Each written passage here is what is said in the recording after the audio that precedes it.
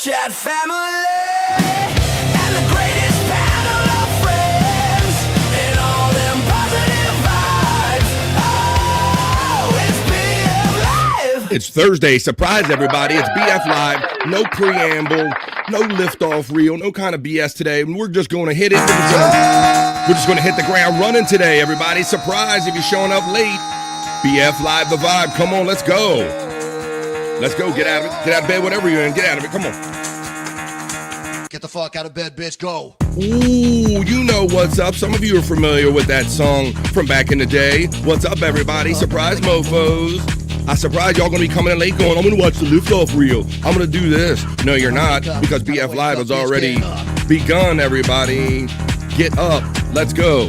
It's Thursday. It's January 22nd right here on BF Live, the vibe. It's Thursday, making our way into the end of the week. This is going to be my two-show day. I'm going to see you guys later on Replayables tonight. But good afternoon. I'm just feeling a certain way today. I don't know. Decided just to get up. All right, I'm up. Hopefully everybody else is up. I got my bro backstage. The bro and the bro dog. Let me take this stuff out of here. Remove from studio. And there you have it, ladies and gentlemen. Welcome to Just Like That. No liftoff reel or anything today. Just welcome to Thursday and welcome to BF Live, the Vibe Stream Show 466. Let's go. I got two shows to do today. I got time. Ain't got no time to play for this. Ain't nobody got no time for that. But I do have time to do 3 hours of a show right now. I can't wait till everybody gets in here going, BF, what did you do starting the show? Where's my liftoff reel and all that stuff? Well, come on, let's have a Thursday, everybody. I'll see you on Replayables later on tonight. I'm gonna take this out from backstage. All of that stuff that I take, I'll do all this planning and I just put it up backstage. I'm like, nope, I'm taking it all out of there. Let me see the liftoff reel. I'm taking it all out and I'm bringing in Scott and Bro Dog. Come on, man. We're hitting it quick today, Scott. What's up, buddy? I told you right before the show, I was kind of in a certain mood. I'm like, I don't know, for whatever reason, I felt like I just want, as soon as it hits noon, I just want to hit the intro and just start today. How you doing? That BS music that you played there, yes, that used to be one of my favorite things to hear in the morning, man. You know, Scott, I'm always looking for content and information and stuff, and so I guess somehow just by the natural rhythm of me being out there on YouTube, it showed up in my algorithm. And so I'm like, and just like you, it gave me kind of nostalgic feelings of those old days of the morning show with BS and all that. Shout out to everybody joining us today for the midday fun right here on the Vibe Stream Show 466, Scott.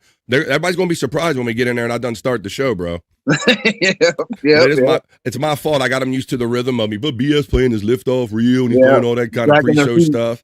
Yeah, and I bet they're still over there on Pecan 420 thinking exactly the same thing. Well, me and Scott's already getting Thursday, January 22nd started off, buddy.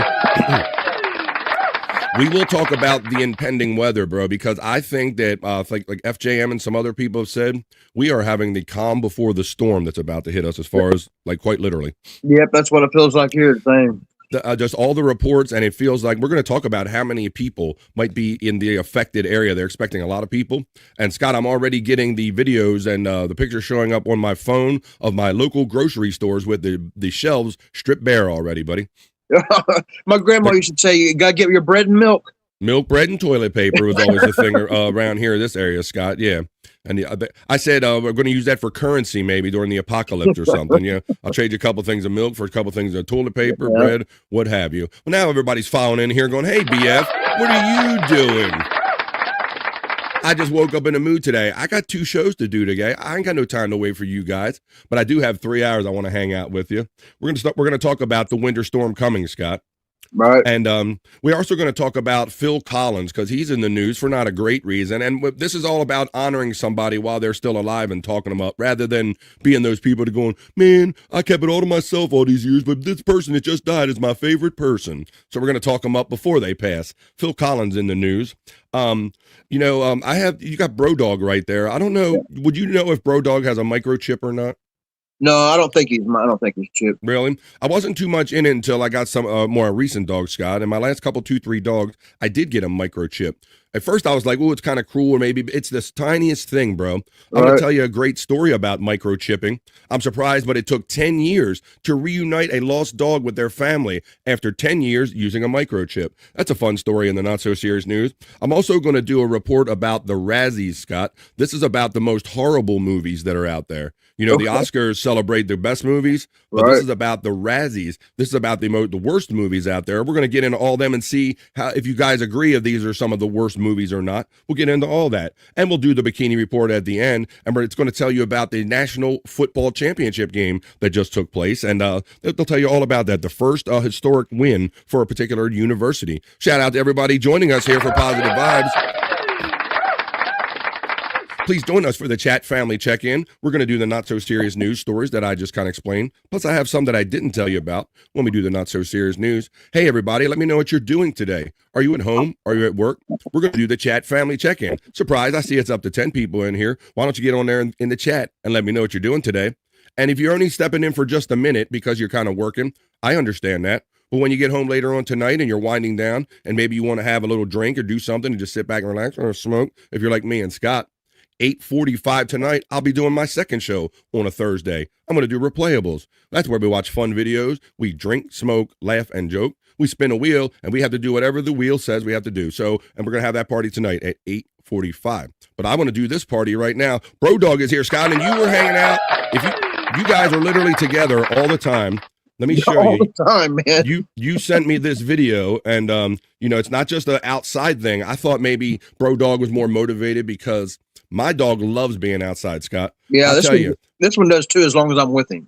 Bro, my dog could be out. I could be out 8-10 hours a day with my dog and come in the top door and then just come in the basement here and then go out and say, come on, you want to, and she'll be like we're never outside at all. She loves it. But you guys not only hang outside together, you hang inside together, right? Yeah. Watch a little TV. Hey, well, this is Scott and Bro Dog watching a little Ancient Alien, Scott. Yeah. Let's see what Bro Dog thinks of Ancient Alien. This is Bro Dog on his off time right here. When he's not a star on BF Live The Vibe. This is very important in Ancient Alien theory because the ancient gods were portrayed as eagle-headed. So it looks like freedom is being referenced here as a He looks so bored. He's like, really? Come on, give me a. He's got to give me a break face watching Ancient Aliens. Yeah, Scott, and I can't see the picture. I'm just picturing him watching the guy with the crazy hair that's usually on that show, and he's like, "Come on, but this guy with the hair, give me a break." Look at, he's like directly in line with the into an. And you're even laughing at him during the time, like you're not just laughing at him now. You were laughing at the time. Alien theory because the ancient gods were portrayed as eagle-headed. So it looks like freedom is being referenced here. See, it's like what he's hearing is making I just can't take it. He's like, look, please, there you go. That's our boy Bro Dog on his off time. Hey, Bro Dog, I see you, buddy. Here's we talking about him. I think he's responding to that name more and more, Scott. Yeah, that's why I've got to where if I ain't calling him the N-word, I'm calling him Bro Dog. Hey-o. There you go. We get the barks in there.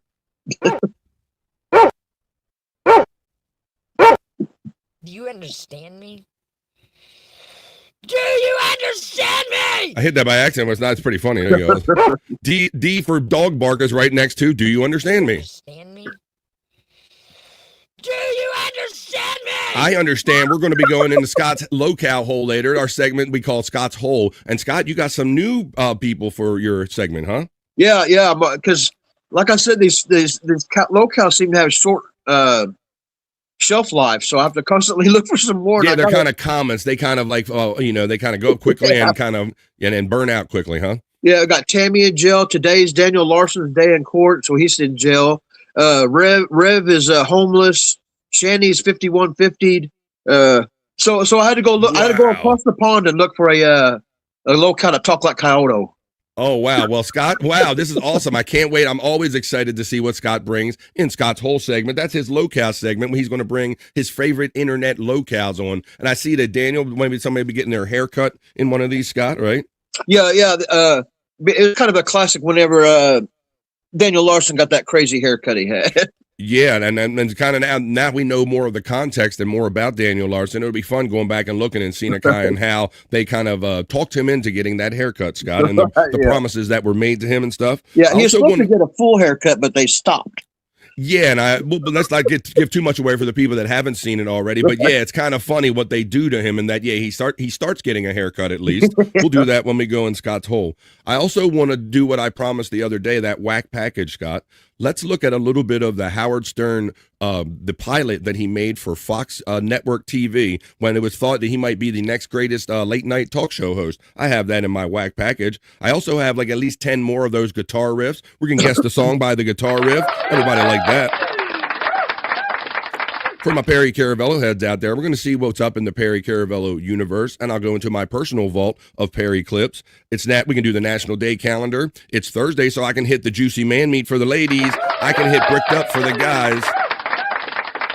I got a lot of stuff we could get to. Let's start with the opening chat family check-in. You guys set a vibe, and let's see what we get down with for the next 3 hours. I'm happy to be here with you, Scott Fitzpatrick, and Bro Dog. We'll see if Andrew the Giant joins us or all that stuff goes down, Scott. And we can, my God, yesterday trying to get Andrew's lunch out of him. Scott, that was epic, bro. That was epic. Like, I used to get so uncomfortable when it would get quiet and you would just like laugh. Like, I was like, I don't know how to move. And now I just I sit in and soak in it. I love it, man. Because I know you're going to laugh the longer I let it sit. And then Andrew, you never know what he's going to say next. So let's see if Andrew's going to join us. Let me know what you're doing in the chat today. And let's start having a Thursday right here in the middle of the day.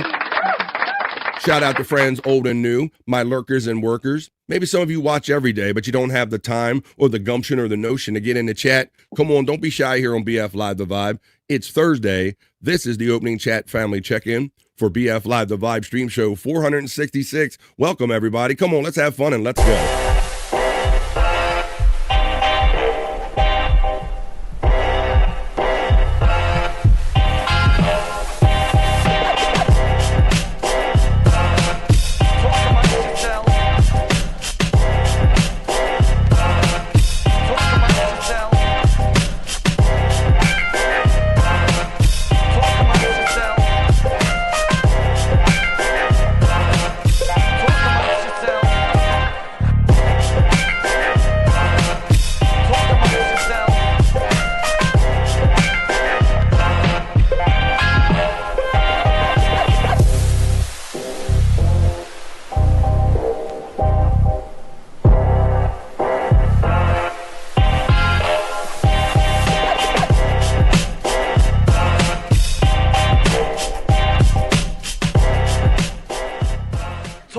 Yourselves.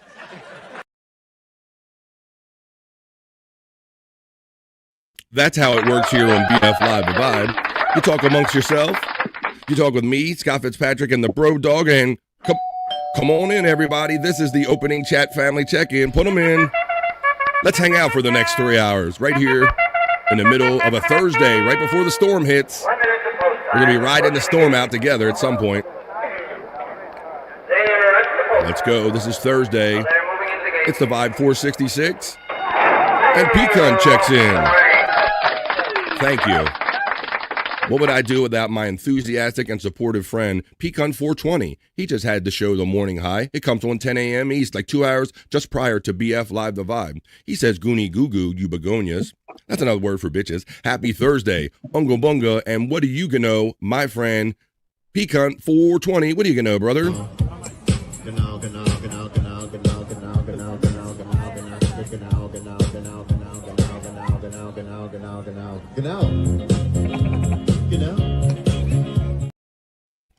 I know I'm on to the next chat. Let's see what everybody's up to here in the opening chat family check-in. Then Pecan420 checks in using his membership emojis.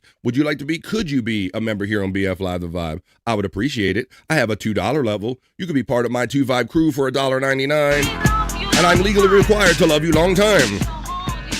Look at the dog. He's like...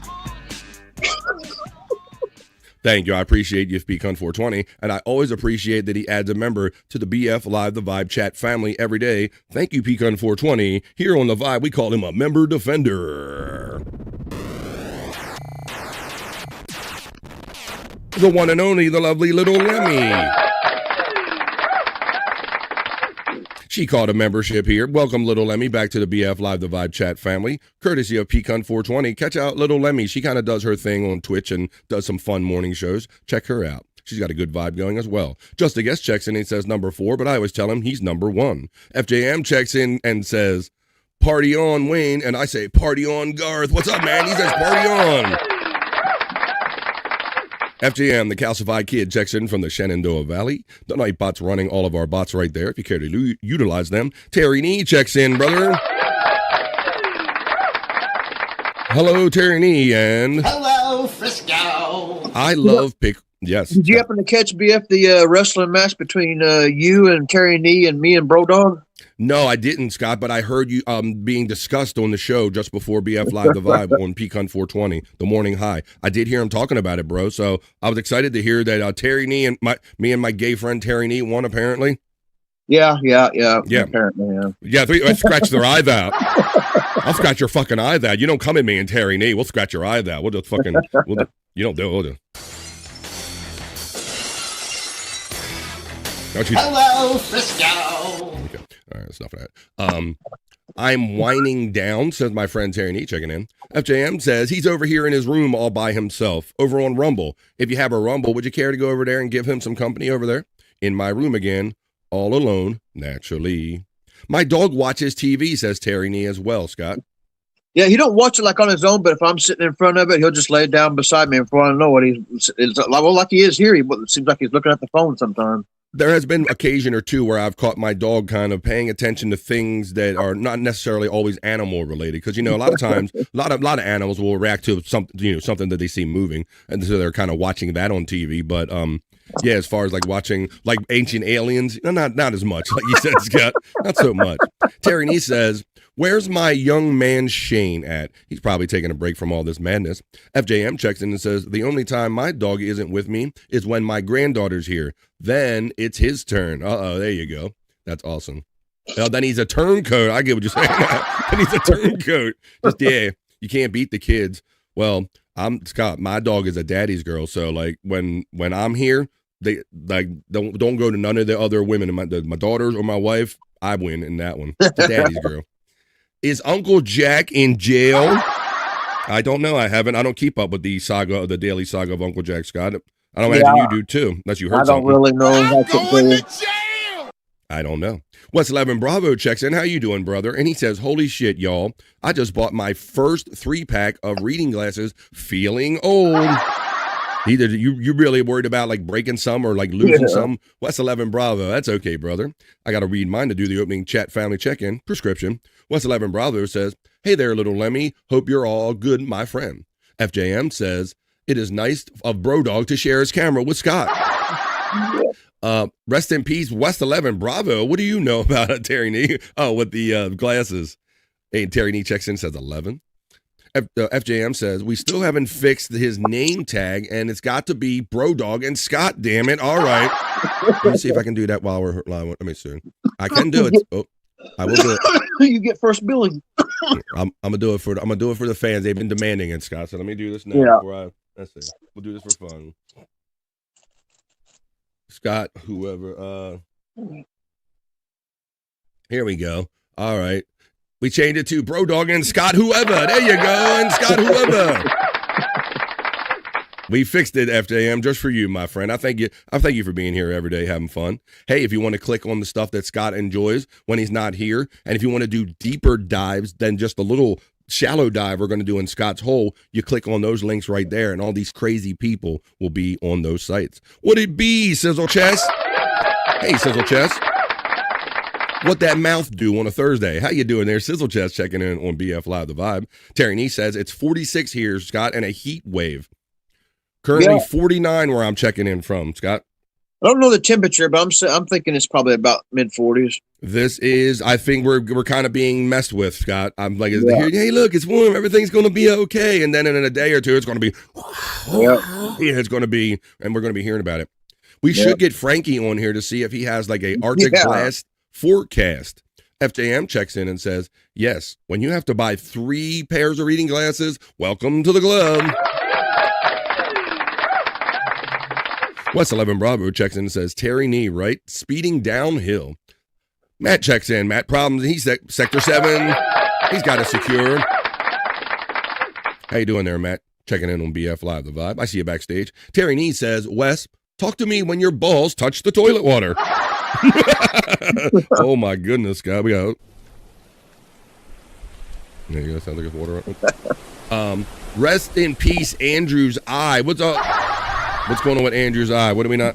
As soon as we was done yesterday, of course, he went live on his own, the very minute. All and right. I stopped over there, and his eyes a little bit of got something going on with it. I think Matt convinced him that it was coming out of a socket. He's got eye aids, maybe it sounds like to me. Where's my $2? Did you put it?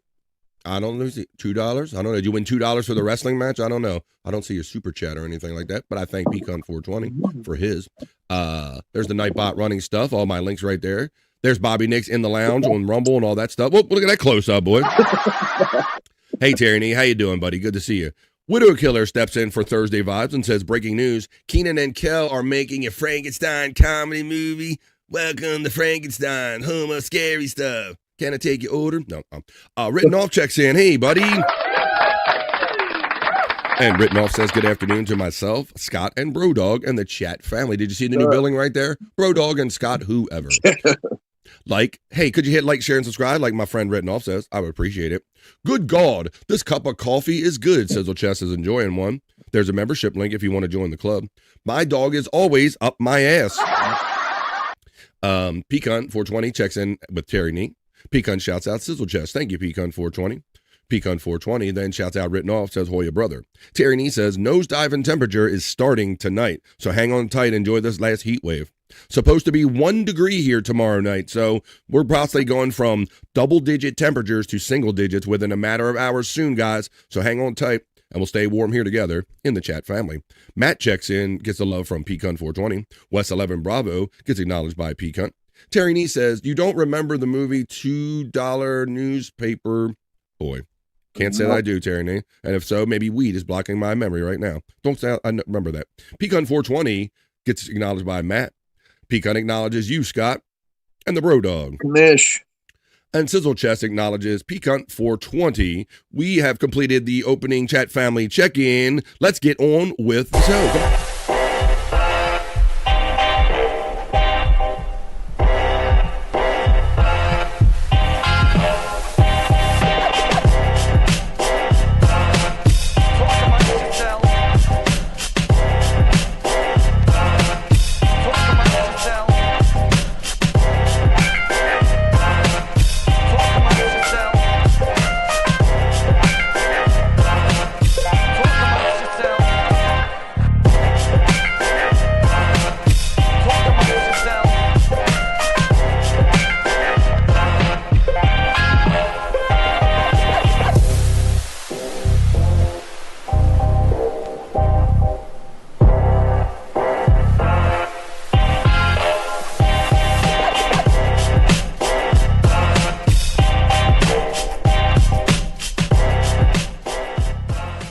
amongst yourselves.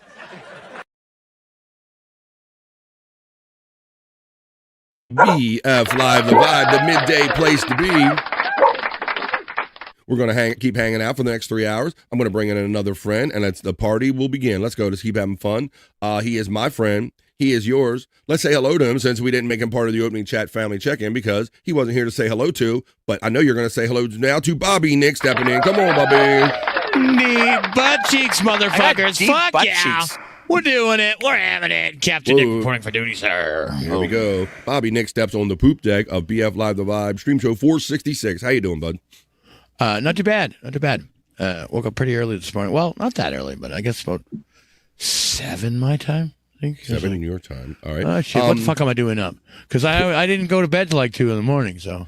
Well, because I can imagine that because I heard that there was a Peak Hunt match last night on Peak Hunt 420. He premiered a match. There was 5 of them. 5? 5. I did not know that it was 5.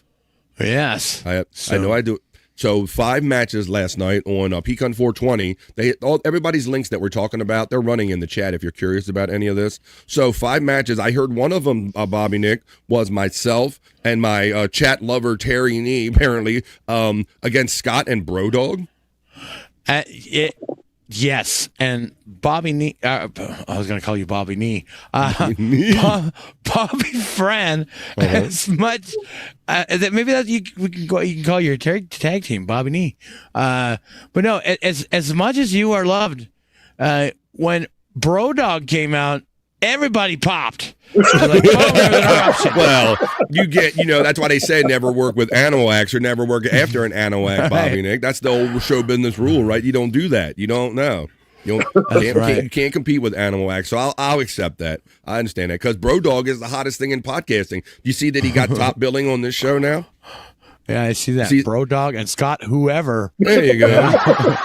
We're going to Bro Dog and Scott whoever. He demanded that's what it said, so we're going to do that. Well, I'm glad you're here, Bobby Nick. We got friends checking in the chat. We just had a great opening chat family check-in. How'd the lounge go yesterday for you? Oh, and good. Yeah, nice long show. I was in the chat a little bit, and we were having. Yeah, you were. I was getting very deep. I must be because of the weed hits me, and then you guys play songs, and I always get deep and like oversharing Bobby Nick's chat in the lounge. Hey, so Scott, they were playing White Line, like all weed, and like when people get like drunk and stuff, and they like overshare something. Yeah, I think I do. I'm over wordy or something. So yeah. See, you know what though, Bobby Fran. It's like that. I think that's like that with everybody because it's like music and you're bonding together with music stuff. So it is. It gets me. You want to share more. Yeah, It gets me. So yeah, yesterday we were Spawn, another great supporter of everything we do, a great bro. Shout out Spawn 13. He's always a big part of the lounge, and he asked me in the chat if I knew the what ended up being the name of the White Lion guitarist, Scott. Vito something or another, I think. Vito Beretta or something like that? You probably know it, right? Yeah. So I said, no, I don't know that by name. But then he mentioned that it was White Lion's guitarist. And so I related a story to him about how my father, who was a jazz musician, really didn't care for like our music, Scott. Right. And one day, and I didn't get to add this part, Bobby Nick, he was at our house recovering from prostate surgery. And When the Children Cry came on MTV, Scott.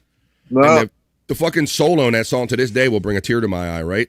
So he didn't really like any of our music. I didn't even know he was listening. And when that song was over, he said, that was a good number. And I was like, get the fuck out. Like my father acknowledged something on MTV, Bobby Nick. Wow. I was fucking shocked, bro. That's I was crazy. shocked. Vito Brado. Hey, good afternoon to you too, Spawn. Oh, no, that's the guy's name. Vito Brado to you too, Spawn. How you doing today? We're going to make that a greeting here on BF Live now. Vito Brado to you, Spawn. How you doing? So that's the kind of fun that goes down over there in the lounge. So, yeah, Scott, I guess I go to my after show hit, and I'm over there oversharing. Hey, my dad liked this song, man. It was really good.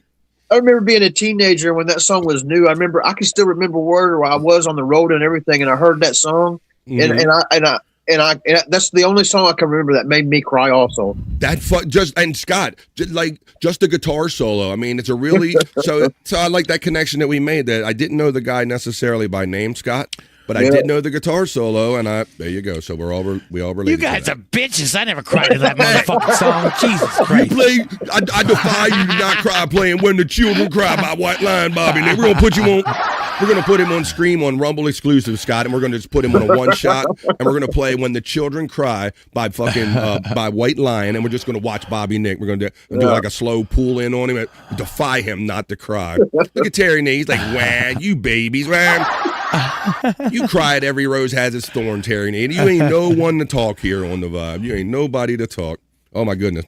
So Bobby, did you notice that I sped up the beginning of the show today? Did I surprise you with that? No, I didn't. You didn't? Bro. No. I got a bug in my ass, and I told Scott, he checked in for a sound check, and I said, Scott, don't be surprised if I just come on air and I'm just gonna hit the open. No lift off reel, no preamble, no bullshit. I just hit the thing, and we've been hitting it ever since, Bobby Nick. There you go. I said I wanted to get the vibe going today. Scott's got this good warm weather going on out there. Yeah, Bob. So we're experiencing like high 40s, about 50, but we're gonna go down to single digits like within hours, bro. Yeah, man, it's already getting bad here. I don't know. I think we're getting a little taste of your weather, guys. Wow. Jesus, thanks a lot. Wow. But yeah, it's literally minus 15, and well, hold on a second. Did it fucking change back to fucking Celsius? I don't think so. Yeah, why would, I mean, imagine that. You live in Canada. Why would it change back to Celsius? All right. Now, Scott, while we're still talking about the dog and the bro dog, it's still in the air, and he got his billing and all that. I want to ask you and everybody in the chat what you think about this. I've been seeing these videos more and more on the internet, what people are doing to their pets. Now, you see the hair she has. Yeah, Is this animal abuse? What something like this might cost if... I knew it. So if I had a client come and get something as extreme as this, color alone would be around anywhere from like $500 to $600. Just the color, 5 to 6 in the color, Scott. And then it took a month to carve this in, so that's multiple grooming sessions. So it'd be a couple $1,000s at Damn. Multiple sessions. least, because we just base it on The the Statue of Liberty. Look at that. Oh yeah. time and the comfort of the dog. So whenever we can get it done. So Awesome. Thank you so much. Yeah. I mean, I love the Gremlins too, but Jesus Christ. What something... Right. So all right. So considering that they're, I mean, the cuts, that's one thing, Scott. That's not really abuse. That's just going back and forth. And it's like, it's a pain in the ass for the dog, maybe, to constantly have to sit still and get its hair cut. Not necessarily abuse, but the dyeing, maybe. I don't know how far they're going with the dyeing and the dipping and all that stuff. Very weird. I hope Very dogs weird. are colorblind. Dogs are colorblind. Hey, Josh. Josh is checking in. Josh. Tennessee. Hey, Josh. Wow, back to the babies. Cut. That's ridiculous, says Pecan 420 of this. Would you do this to your like dog or this for your might dog? cost if... So if I had a client come and get something as extreme as this, color alone would be around anywhere from like $500 to $600. And then it took a month to carve this in, so that's multiple grooming sessions. So it'd be a couple $1,000s at least, because we just base it on the time and the comfort of the dog. So whenever we can get it done. So Awesome. Thank you so much. Yeah. There you go. It probably don't last no time either.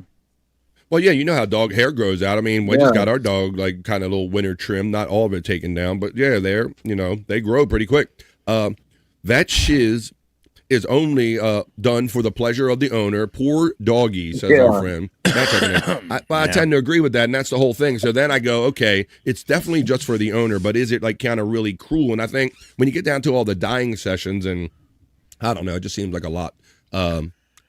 Jim's always checking and saying this Mango Madness strain is a good name for it. There you go. Well, I'm glad FJM's here, and I'm glad everybody in the chat family is here. So, yeah, I was kind of wondering, everybody, I wouldn't do that. I mean, obviously, it seems like a waste of money and too much to put the dog through. Yeah, right. Yeah. We're not going to decorate. Bro dog is cool the way he is. Come au natural. All right. Well, how about this, guys and gals? I want you guys to stay around for the not-so-serious news. Don't run, folks, because we do fun news over here. I got stories about Phil Collins. We'll talk about the winter storm, pending winter storm coming up. We're going to talk about how a dog got reunited with their family using a microchip. We're going to do the Razzies, Bobby Nick. We'll talk about some of the worst movies going on, the worst movie awards.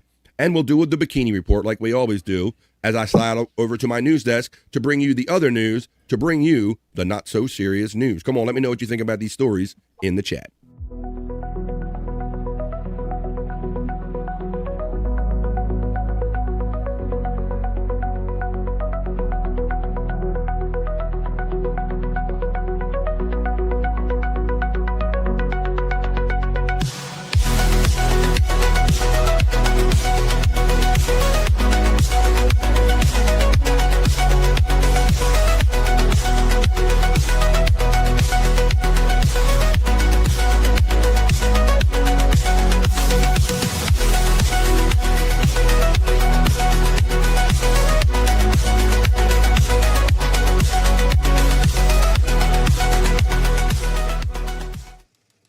Welcome to the Not So Serious News on the Vibe for Thursday, January 22nd, right here on BF Live The Vibe. We've been talking about it already, so let's find out some details about the impending winter storm that it seems like almost no one is going to avoid.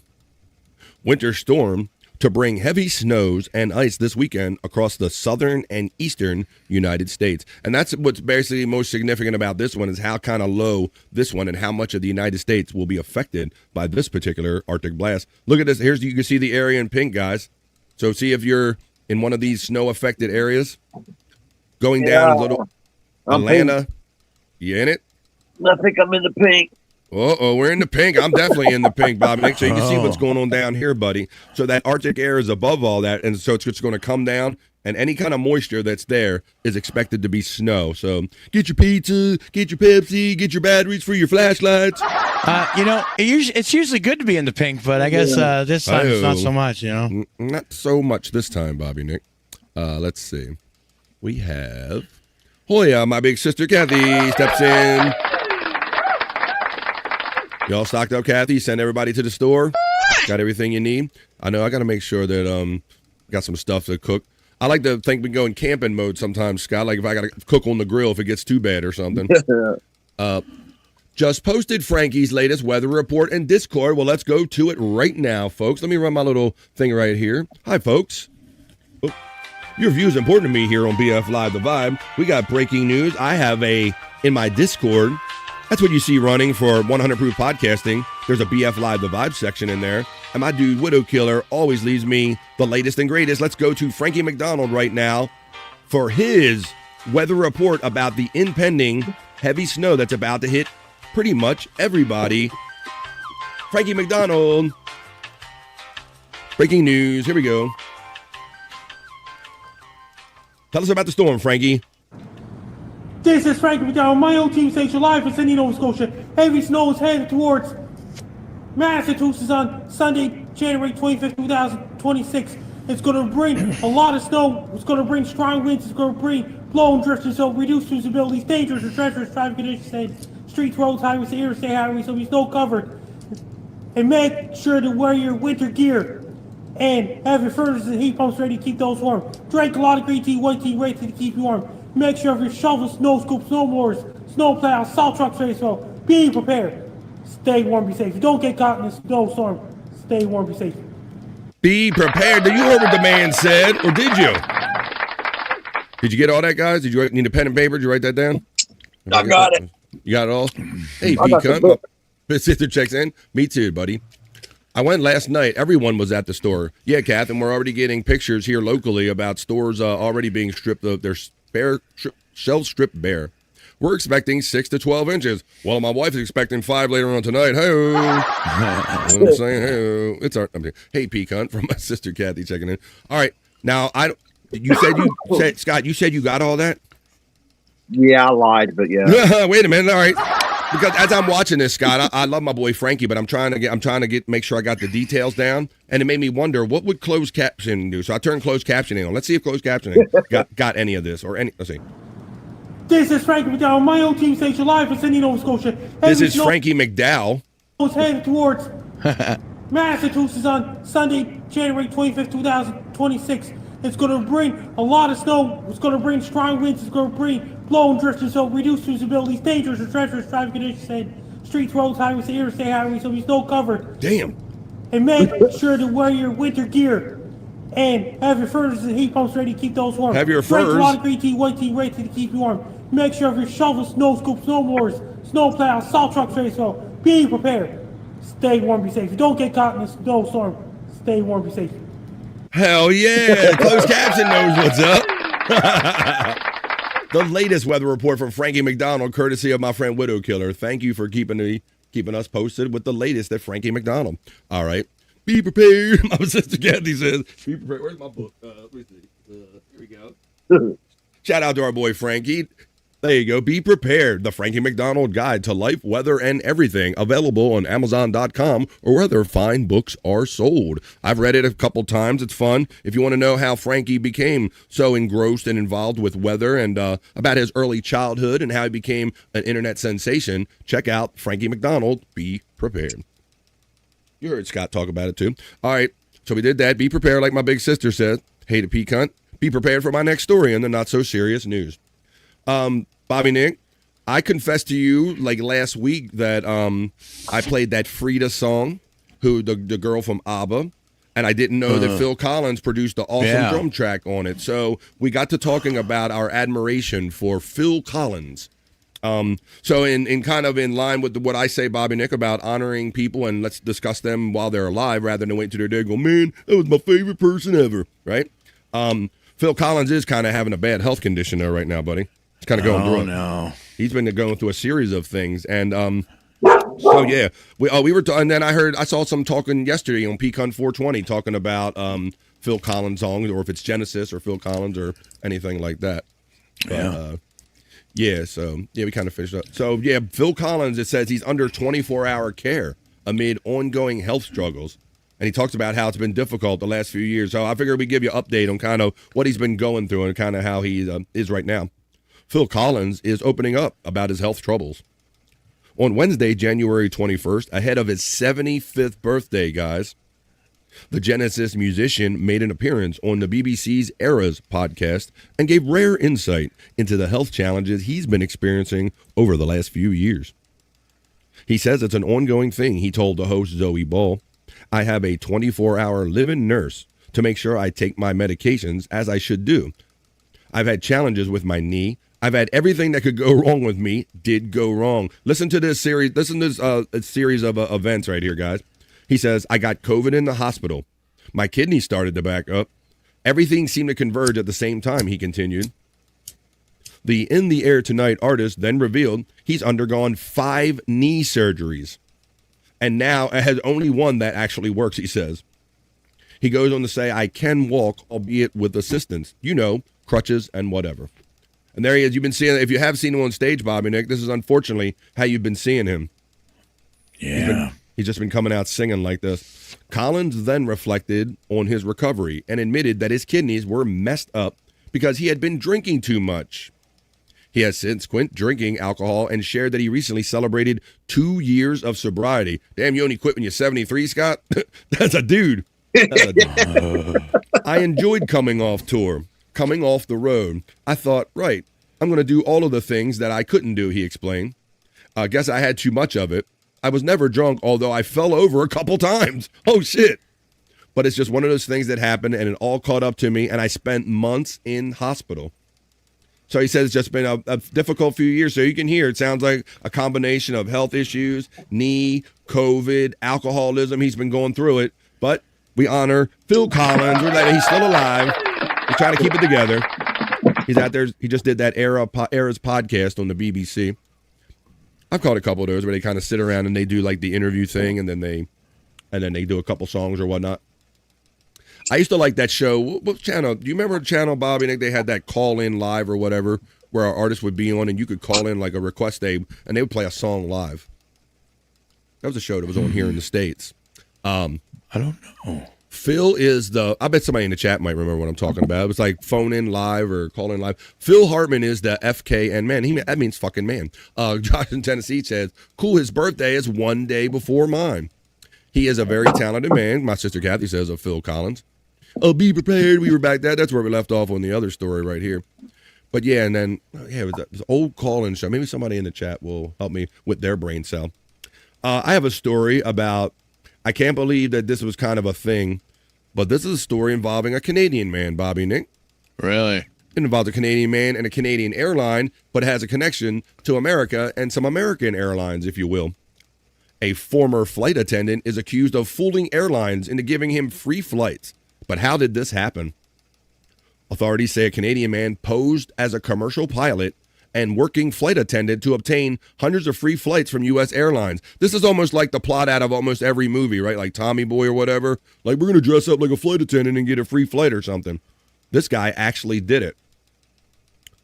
A former flight attendant accused of posing as a pilot and working airline employee fooled 3 U.S. carriers into giving him hundreds of free tickets over a span of 4 years, federal authorities say. But precisely how he is alleged to have done it and why airlines wouldn't have caught it sooner has industry leaders scratching their heads. This is how he did it. I'm going to let you know how he did it. They describe how he did it. Dallas Pokornik, 33 of Toronto, was arrested in Panama after being indicted on wire fraud charges in federal court in Hawaii last October. He pleaded not guilty Tuesday following his extradition to the United States. His federal public defender declined to discuss the case. According to court documents, Pokornik was a flight attendant for a Toronto-based airline from 2017 until 2019. This is kind of how he worked his airline connection, Bob. Then he used fraudulent employee identification from that carrier to obtain tickets reserved for pilots and flight attendants on 3 other airlines. Court documents contain no explanation of why, in an industry focused on flight and airport safety, the airlines didn't recognize his credentials as invalid. So this guy's been slipping through the cracks for years. That's the most disturbing thing I also find out about this story. The indictment did not identify any of the airlines involved, but said the U.S. carriers were based in Honolulu, Chicago, and Fort Worth, Texas. A spokesperson for Hawaiian Airlines said Wednesday the company does not comment on litigation. Representatives for United Airlines and American Airlines did not immediately respond to emails from the Associated Press. One Canadian-based carrier in Toronto, Porter Airlines, said in an emailed statement it was unable to verify any of the information related to this story. Air Canada, which is based in Montreal but has a major hub in Toronto, said it has no record of Pokornik working there. So there you go. So a guy basically, it's almost like it's from the movies. This guy, but that's most disturbing in this whole post 9/11 world that we live in with identity. I can't believe somebody was getting away with that, Scott. And somebody might still be getting away with it right now, Bobby Nick, if that crack exists, right? Yeah, for sure. Let's see. I was just modestly telling everyone today is my birthday. Happy birthday, Josh in Tennessee. Oh, happy birthday. Heartbreaking. Tennessee. Let's roll one for our friend Josh in Tennessee. Hey, I'll smoke one too, but let's roll this element right here. Happy birthday, Josh in Tennessee, our chat family bro. Happy birthday to you. Happy birthday. Happy birthday. Happy birthday to you. Happy birthday, our bro Josh in Tennessee. FJM. I just want to make a note that it is also Chris Thompson's birthday today as well. So shout out to our bro Chris Thompson. He does his stream at night. He plays video games and he has organized chaos with a ray of light. Happy birthday to our bro Chris Thompson. He checks into the vibe occasionally and shares that stuff. I have his organized chaos shirt on right now. I'm wearing that for him today. There you go. There you go. Organized chaos. There you go. Happy birthday to our bro Chris Thompson. Happy birthday, Josh. Yes, please. And Bobby Fran, the show you were thinking of was Live by Requests on A&E. It was. You looked it up, huh? Yeah, that's what it was, Bobby Nick. It was really cool. Like they had a 1-800 number and they'd have whatever artist in there and somebody would call and go, hey, I love you. You're my favorite artist. Will you do, come to my window or whatever. That seems like a time. That was a fun show, Bobby Nick. Very interesting and very unique. I mean, where do you ever hear of a call-in show where the artist is standing right there, you get to talk to them, and then they sing a song that you might discuss or come up with together? Yeah, so that was pretty awesome. cool. Let's see. What is that? All right. I'm just seeing what's going on over here in my over here in our Discord, everything and all that stuff. All right. Well, why don't we do our next story in the not so serious news? That's what we're in the middle of. So FJM had a comment about those Canadian people. You got to watch them. He goes, those damn shady Canadians. You got to watch them, and they're fake fucking bacon. You're just trying to trigger Bobby, aren't you? You're just trying to trigger him. I'm gonna woosah. Uh-oh. Why don't somebody go over there? I appreciate FJM keeping the room warm over there in Rumble. Why don't somebody keep some company over there? We'd appreciate that. All right, well, why don't we do our next story in the not so serious news? We just heard a dog bark. Well, if you got a microchip in your dog, I don't understand why it took 10 years. Maybe this next story will tell us why, if a dog was microchipped, it took 10 years to reunite a dog with their family. The microchip helps reunite a family with their dog lost for over 10 years. Our next story in the not so serious news, the other news.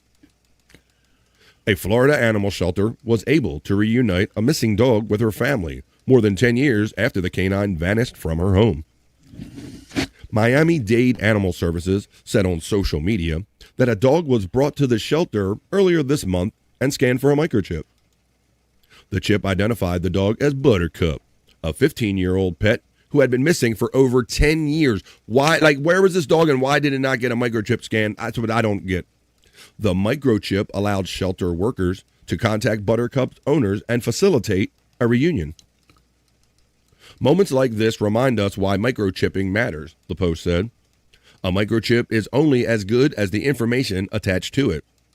Keeping your contact details updated can be the difference between a lost pet staying lost and a happy reunion like Buttercup. That's an awesome story. So yeah, I understand they have like a database. We have a microchip in our dog, but yeah, if you like move and you don't update it, they have a hard time finding the actual owner here. So there you go. A little bit. Good story. It good looking. It looks similar to my dog. My dog has longer hair, like a bigger dork, but yeah. Similar coloring to my dog right here. My dog is much bigger though. There you go. So Buttercup. So get that microchip for them dogs. Get that microchip for them dogs so you don't lose them. If they lose themselves, you can find them again. All right. Rest in peace, Andrew's eye. Let's see how he feels about that. And then let's see if we can do the news. We'll mix a little Andrew in with the news right now because he is backstage. Let's see how GoldenEye is doing. He is my friend. He is yours. He's a human sports ticker. Let's see how much attention he pays today. It's Andrew the Giant steps into the vibe. Oh, my God, he looks hideous. Holy shit. Andrew, what happened to your eye? Oh, my God. Arg. Arg. Yes. Arg. Why you winking at me? What's going on with your eye, dude? Look at him trying to hold his eye wide open. Oh, my God. You look hideous. Look away. Look away. Yeah. Coming out of the socket, dude. It's coming out of the socket. Yeah, why is it coming out of the socket like that? What's going on with that? It's like just hanging. Look at it. Is it that bad? It's pretty bad. It's well, bad, Matt already said rest in peace to it, so it's got to be bitty bad. What happened to your eye? What'd you do? I can still see out of it. Oh, that's good. What happened to it? Cross-eyed Andrew. Like, I had something in it, and then it started. It was cum, wasn't it? No. Birds on it.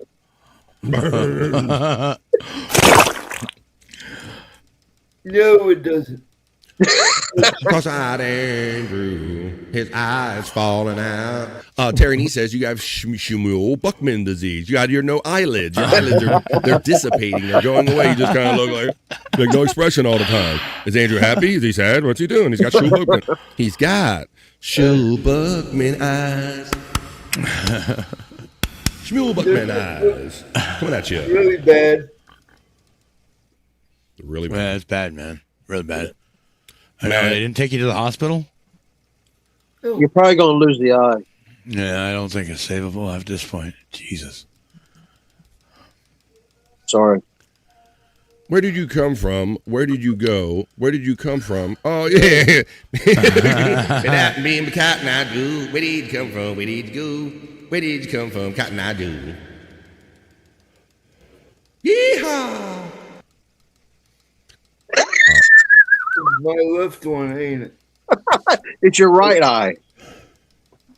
I only have one testicle. And one working eye. All right. So, why don't we? All right. I'm afraid to talk about the next thing, Scott, because he's going to get me. He's going to get me.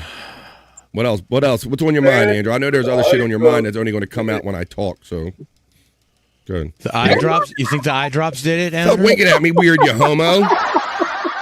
He's gay now. He's gay. Well, he's always been gay, actually. I'm gay. I'm gay. We support you, man. We support you.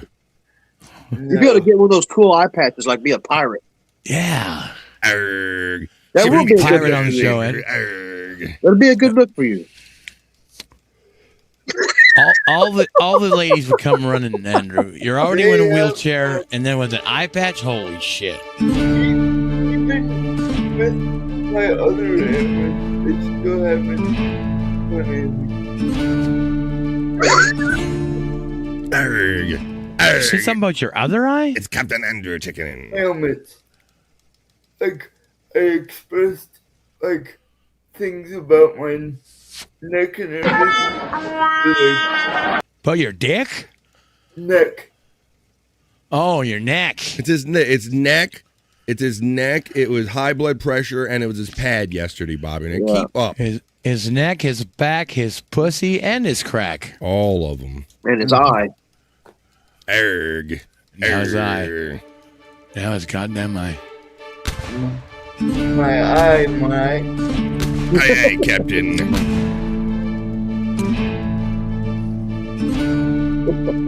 Are you talking about Herman, your one-eyed German? Hey-oo. Hey-oo. Nothing. I know nothing. Nothing. I know nothing.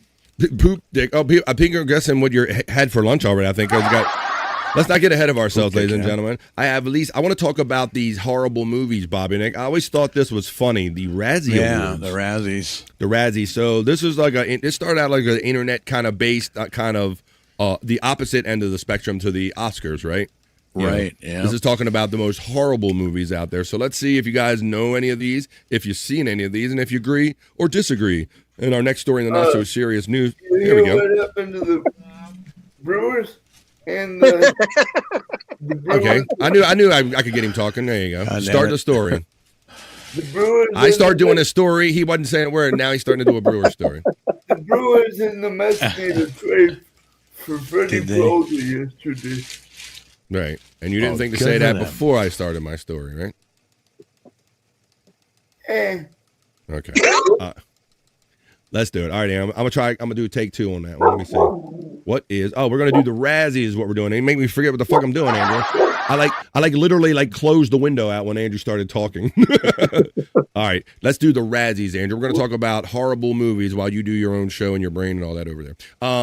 Snow White, the new the live action or whatever Snow White and War of the Worlds lead the 2026 Razzie Award nominations. The awards for some of the worst movies out there, according to some people. Memo to Hollywood. Remake a classic and risk the wrath of the Razzies.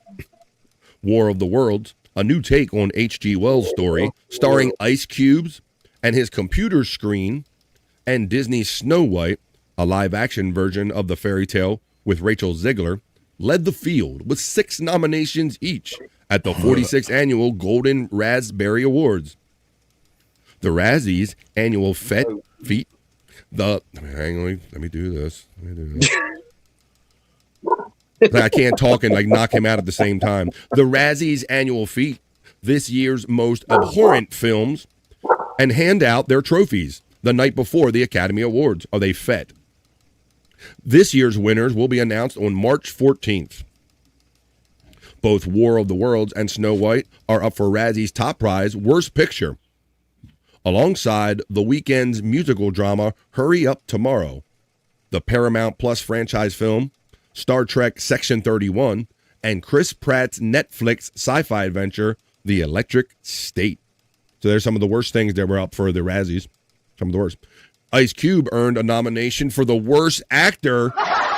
Oh, shit, they come in a queue, Scott. A category that includes Dave Bautista in The Land of the Lost. In The Lost Lands, excuse me. Scott Eastwood in Alarum. Jared Leto in Tron Ares. and Abel, the weekend Tesfaye in Hurry Up Tomorrow. And the contingent for the worst actress feature recent Oscar winners Ariana DuBois for Love Hurts, Michelle Yeoh for that new Star Trek Section 31, as well as Mila Jovovich for Lost Land and Natalie Portman in Fountain of Youth, Rebel Wilson for Bride Hard.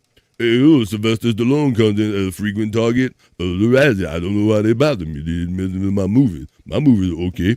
Sylvester Stallone, a frequent target of the Razzie's ire, is nominated for the worst supporting actor in Alarum, while his daughter, Scarlett Rose Stallone, is up for worst supporting actress for Gunslingers. Other recognizable names in contention include Nicolas Cage for worst supporting actor in Gunslingers, as well as James Corden and Rihanna for the worst combo in the Smurfs movie. Milo Javaho. Did I hear that right? Shut the fuck up. Them Javahos. Mila Jovovich. Understand? Widow Killer. Let's see what people are saying about some of this stuff. We have Peacunt saying Poop Dick Andrew. We have Peacunt also saying F the Brewers.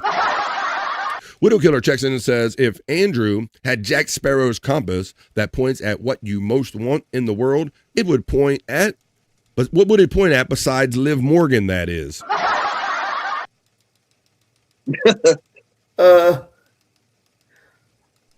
Pussy. Mila Jovovich over here. Hey, Jehovah. Maybe I like Bert. Maybe I don't like Jehovah. Okay. All right. Let's see. So, yeah, it's just I can't believe that Ice Cube's up in it. But, yeah, it's the worst picture, Electric State. Hurry Up Tomorrow. I can't say I've seen any of those movies. I can't really say I've seen any of them. Well, then maybe you I already haven't even heard of any of them. That's probably a great thing. That must be a great thing for all of us, Bobby, Nick, because maybe we have that filter. We just know how to avoid horrible movies. Maybe we have built-in like Razzie meters in us, buddy. Maybe because I'm along the same with you. I didn't bother going seeing the Snow White. My wife and family showed no interest in that. War of the Worlds. I mean, I've heard them do that like many times. That drew no interest out of me. So yeah, that's why the Star Trek and all the alike. There's so much out there, and I think this is due to the saturation also of just media, Bob. Well, not everything can be good, right? Yeah. And I'll be honest with you. I spend most of my time just watching YouTube. Same. Ditto, buddy. Absolutely, because I find this more fulfilling. Because when you watch this stuff, you don't get to hang out with chat family and make jokes and hang out with FJM and great cool people. So that's the biggest thing I like, Bobby, Nick, about the two different things. You know, when I talk about why I like YouTube and things like this more, it's just actually more fulfilling because of the reasons I just mentioned. Love hanging out with you guys, and you can't do this on a TV show. You know, no, you can't. 100%, you don't get this on a television show.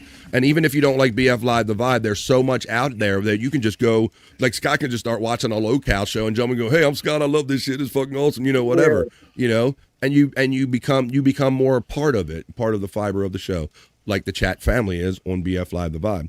Now, we're going to wind down this newscast the way we wind down every BF Live The Vibe newscast with a sexy bikini report. And this one is sports related, Andrew. So maybe I'll bring in Andrew back and see if he can pay enough attention and focus on Andrew. This is the bikini report, buddy. Come on, I'm trying. This is sexy women, and this is sports. Did I tell you that I? Oh my god! And, I guess you don't give a shit. A response from one of the girls. I like how my thoughts trigger Andrew's thoughts, and then I forget my thoughts. So let's see if I can remember where I'm at with the show, Andrew. When you're done, who'd you reach out to? One of the people in the industry? I reached out to them in general. Who? Just the naked news. Oh no! Hi, naked news. Andrew's letting you know. Oh, we do the bikini report. Oh, Jesus Christ! He's making friends with them. Scott is what he's doing. He sees all these girls and he's like, I'm gonna go talk to some of these girls. But yes, this is Andrew. He is one of our bros on Hi Bikini Report. Yes, this is how we finish every BF Live The Vibe newscast. Andrew's trying to make friends. He's trying to make friends with one of the features on my show, Scott. Yeah. What he doesn't tell you is that he also does the thing for my Juicy Man Meat segment too. he reaches out and DMs those guys on that segment too. He didn't tell you that. All right, Andrew. All right, Andrew. Well, let's listen up, man, because let's do some lip reading right here. The Indiana Hoosiers. This is about the college championship football game, Andrew. This is how we're going to end BF Live the Vibe. Not so. Bikini, it's my favorite color. Me too. Right in the middle of my sentence. I like it especially. Yeah. So the Miami and Indiana played each other. National College Championship. She looks better telling you about it than I am, so I'm going to let her do it. Tell us about the college football championship game. It's time to congratulate the Indiana Hoosiers on their first ever national football title. The team completed their perfect season with a 27-21 win over Miami, and it really was a team effort, given the relative lack of star power. Consider this, Miami's roster had 45 athletes who had 4 or 5 star rankings coming out of high school, while Indiana had just 8. It really is a case of the team being more than the sum of its parts. And Indiana is just the second team to finish 16-0. The previous team to do it, Yale, in 1894, as in before players wore helmets. And of course, it wouldn't be a Cinderella story without a magic moment. And this games came with under 10 minutes to play. I'm talking about Heisman Trophy winner Fernando Mendoza's 12-yard run into the end zone on 4th and 4. So, where would you rank this Hoosier team among college football's all-time greats? Let us know in the comments, and be sure to follow the Bikini Report for more daily headlines. Thank you, lovely Bikini Report. Widow Killer asks, is that blue leopard print or blue camo? And I'm going to say yes to that because it looks like kind of a little bit of everything. It adds it's blue, it looks camo-ish, but it's very good, baby. It's very good. Looks like to me. I don't care what it looks like once it's on the floor. You know what I'm saying? Trying to get him to tell me what he had for lunch over in Rumble. He was thinking of, hey, Jim, goddamn, don't you be cheating while we're going to play America's favorite new game show. I better start it soon. What is he doing, Scott? He talks when I talk. He's over there messing up the next segment that I'm about to get to. I can't keep up with this guy. Let's wrap up the not so serious news we just did with a sexy bikini report. Now we're going to play America's favorite new game show. Guess what Andrew ate for lunch today? That was the not so serious news.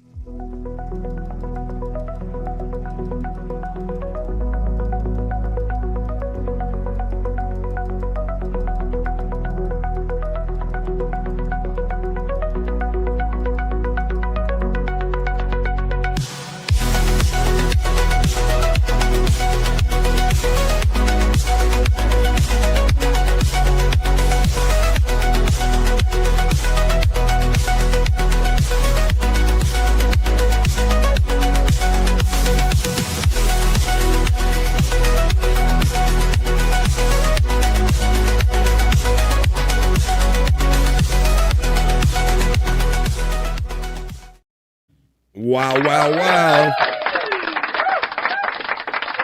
See, I'm convincing you every day that we can have fun with the news, with the not so serious news, because we do it every day right here on the Vibe.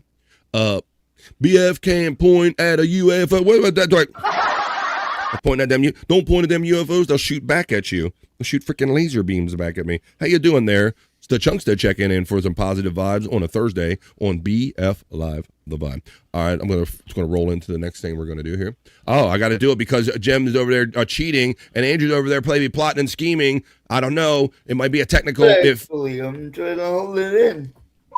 He's trying to hold it in. Oh, he doesn't. He's not. All right, before Jim wears him down, let's play America's favorite new game show. Guess what Andrew ate for lunch today, ladies and gentlemen? Throw your guesses in the chat before he tells them to Jim over there on Rumble. Thanks anybody that's checking in on BF Live The Vibe, whether it's on YouTube, on BF Live The Vibe Rumble, or my personal Facebook. I'd appreciate it if you hit that thumbs up, like, share, and subscribe wherever you're at. Hey, Jim, I'm gonna come over here with you. Hey, Jim. Hey. All right. Okay. Oh, Christ, he's doing his own thing again. This is good, Scott. This was brutal yesterday. I'm saying hello to FJM over here in the Rumble. All right. This is going to be good, ladies and gentlemen. Let's see. Put your guesses in. We're going to play America's favorite new game show. We're going to try. Scott, this was brutal yesterday. By far, Brodog's getting his top billing. This was by far one of the most brutal guess what Andrew had for lunch episodes that ever went down yesterday. I mean, I said all the guesses, none of them were right. I get him to the end. I'm like, okay, Andrew, let's move the show on. Here's a timpani, and I served it up with a silver platter. I put him on a one shot, and he sat there, and he kind of did this. He kind of just did that, and it was amazing. The silence. FJM laughed at more of the silence than anything we attempted to say. That was funny. All right, Andrew, just a guest checks in. I see first on the chat and says, Andrew, pay attention now. Did you have fish sticks? No, he did not have fish sticks. Thanks. Try again, just a guess. Widow Killer says he could be giving Jim the wrong answer. That would be kind of clever. No, Andrew, but he'd be too nice to give it. He would just give it up. Hey, FJM. I shout out FJM over there on Rumble. I appreciate you, FJM. Thank you, buddy. Hey, Chunkster checks in and says, Andrew, did you have shark fin soup, Andrew? No, he did not have. He did not have shark. There's the Nightbot running.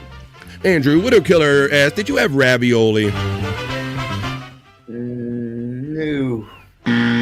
Pretty soon he'll start repeating it, Scott, in order to stall for time. FJM check says, I was trying on YouTube, not Rumble. Oh, well, like cheating is better on one than the other, but I appreciate you, FJM. Did you have cock meat sandwich? Cock meat sandwich? No, apparently not. Andrew, FJM says, did you have alligator soup and grilled cheese? No. Did you have brain damage stew? So, but you had 2 bowls of that yesterday, Matt. We couldn't get an answer out of him. Let's see who checks in next. FJM says, Andrew, did you have spaghetti and meatballs? Nope. Chunkster says, did you have hot ham and cheese? Hot ham and cheese, Andrew. It wasn't hot, but ham and cheese I did, yes. Wow. All right, ham and cheese. And what? All right. What's so that? They just put a ham and they put a cheese on it, Andrew? Or you have macaroni and cheese? How did you have it? Come on. Ham and cheese sandwich? Ham and cheese sandwich. Nice. How much of it did you shove in that eye of yours? All right. Well, Andrew had a ham and cheese sandwich. It wasn't hot. I guess it was lukewarm. But that's how we play America's favorite new game show. Guess what, Andrew ate for lunch today?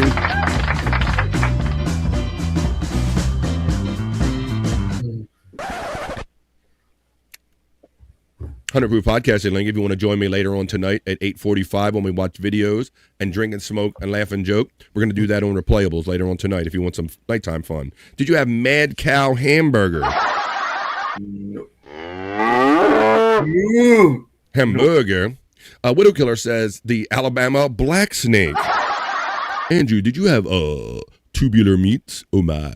Tubular meats. He likes tubular meats. You had lukewarm ham and cheese, basically. Room temperature ham and cheese, Andrew. Lukewarm. So Chuck says, lame, says our friend FJM. Lame is the comment. That's our friend Andrew, though.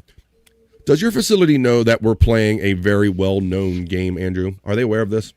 No. They're not. They should be. Maybe they would feed you better, and we could feature it here. The Andrew's Lunch is featured on BF Live The Vibe. They'll be telling people at your facility where you live and all that, buddy. All right.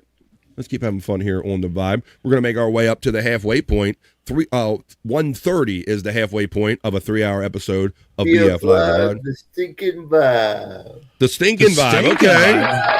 Wow. I was almost with that. You know? Andrew, I'm glad you're here today, but I didn't do it as malicious intent. I thought it would sound cool. It sounded good in your head, didn't it? No, I don't care if you're in a tent with Melissa or whoever you're with in a tent. I don't care. It's stinking when he's on here because he shits his pants. So yeah. Ooh. Well, that's Andrew's a dreamer, boy. Andrew is a dreamer. You know what? Well, I have a video right here. This is what. I'm a dreamer. Dreaming my life away. Get it, Andrew. Oh yeah. Don't you have a video of that? You doing that? Just a dreamer. Well, here's a dreamer. This is how Busch beer drinkers dream, Andrew. You know, Busch beer is like one of the least expensive beers out there, bro. So I think they have like this is what they dream when they drink so much Busch beer. This is what they actually think is going to happen in their world. Don't mind me, just leaving these here. You know, some nice blue-collar man wants to come and help me cut some wood today, so I can stay warm. I'd stop drinking. Scott's about to take up drinking, and he don't even drink. I would, Don't mind me, just leaving these here. You know, some nice blue-collar man wants to come and help me cut some wood today, so I can stay warm. Her ass must be cold, Jesus. Hi-oh. I'll warm it up. Hey, what's that? To Sizzle Chats, it says if you drink that much Busch, you'll be puking in a parking lot. In the parking lot, that's right. in the parking lot. like Wendy does on her cat. Oh, yeah. Ooh, that was funny. That was so funny playing that for her the other day, Bobby Nick. That was great. I remember that bit from back when it happened, Scott. When they called her up and Wendy like puked on her cat by accident, like they made her like Sour Shoes made her laugh so hard that she puked, and the cat just happened to come on at the time and I'm sorry, I puked on my cat. She like literally puked on her cat. That was a classic. I've seen that happen one time before, BF, and you was there for it when Bone Loads puked up on replayables and hit his cat. Oh yeah, yeah. Oh my God! Again, his like camera got hit and everything. That was epic. I don't know if it's one of my favorite. Yes, I remember you like cackling like a fool. You carried on like that whole chat and that whole show. You like that is the funniest damn thing I ever seen in my life. Was him just like projectile vomiting on that show. There you go. I can put you backstage if you need me to. I'll put you back real quick.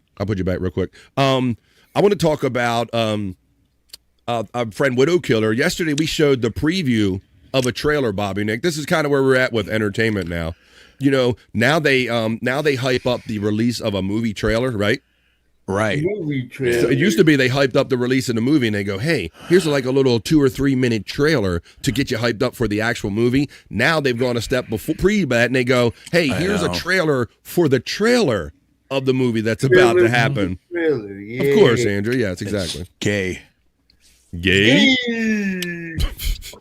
Fries. Look at that. He's like, fries. Yeah. McDonald's. Mickey D's. The fat pig. Ronnie's. Hey, what's up? He says, hey, fat pig. I say good day to you, sir. The fat pig steps into the vibe.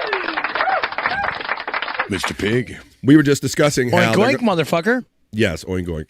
How they have a real life Masters of the Universe movie that's coming out. I can't believe with all the franchises that have already been reinvented and turned into something else that it's taken this long to get to Masters of the Universe. Yesterday, I was telling they did one Bob, in the 80s. Yeah. Because I did the Dolph parade, Lundgren? wasn't it with Dolph Lundgren, bro? Yeah, Exactly. yeah. Wow. And that must have been, I don't know how well, I don't remember that going over too well. That chick fucking from... was it Xena? Courtney Cox, I think she was in it. Courtney Cack. All right. Yeah. Well, they're revamping it again. Another live action version, Bob. But you will have to say that, you know, technology has came along in such a greater way that it's going to make anything they attempted to do back in the 80s probably seem, you know, pale in comparison. All right. So yesterday we played the teaser for the trailer for the upcoming live action Masters of the Universe movie. This is the actual, 2 minutes and 24-second actual trailer, not the teaser for the trailer, the actual trailer for the upcoming live-action Masters of the Universe official teaser coming up. Watch the movie. All that stuff that only exists in legends and bedtime stories. Grayskull. Talking tigers. Oh, nice. And magic swords that can make a man as mighty as a god. Where I come from, that stuff is real. It's real for me, name it.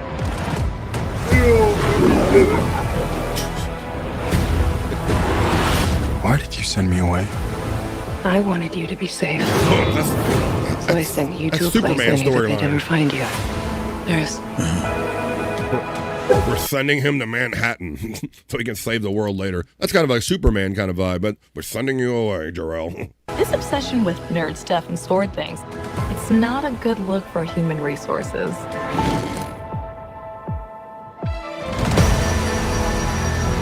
I know it sounds crazy, but that sword is gonna show me the way home.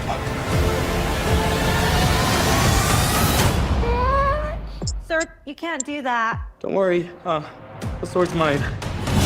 It is.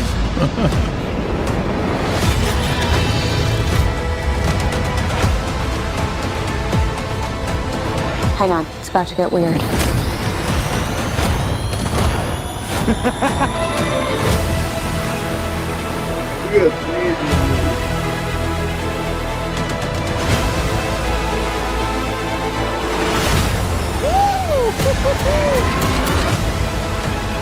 What am I supposed to do? Take the sword. You protect them. Gotta have Forrest Whitaker.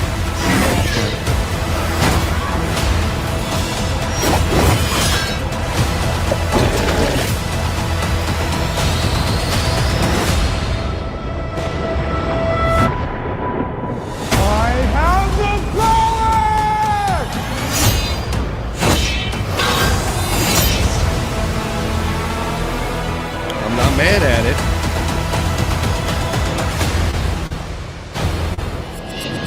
Oh shit.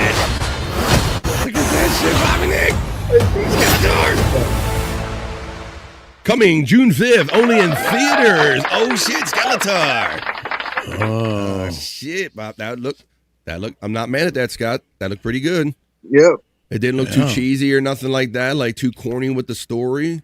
It's good effects. Woo. What say you, Andrew?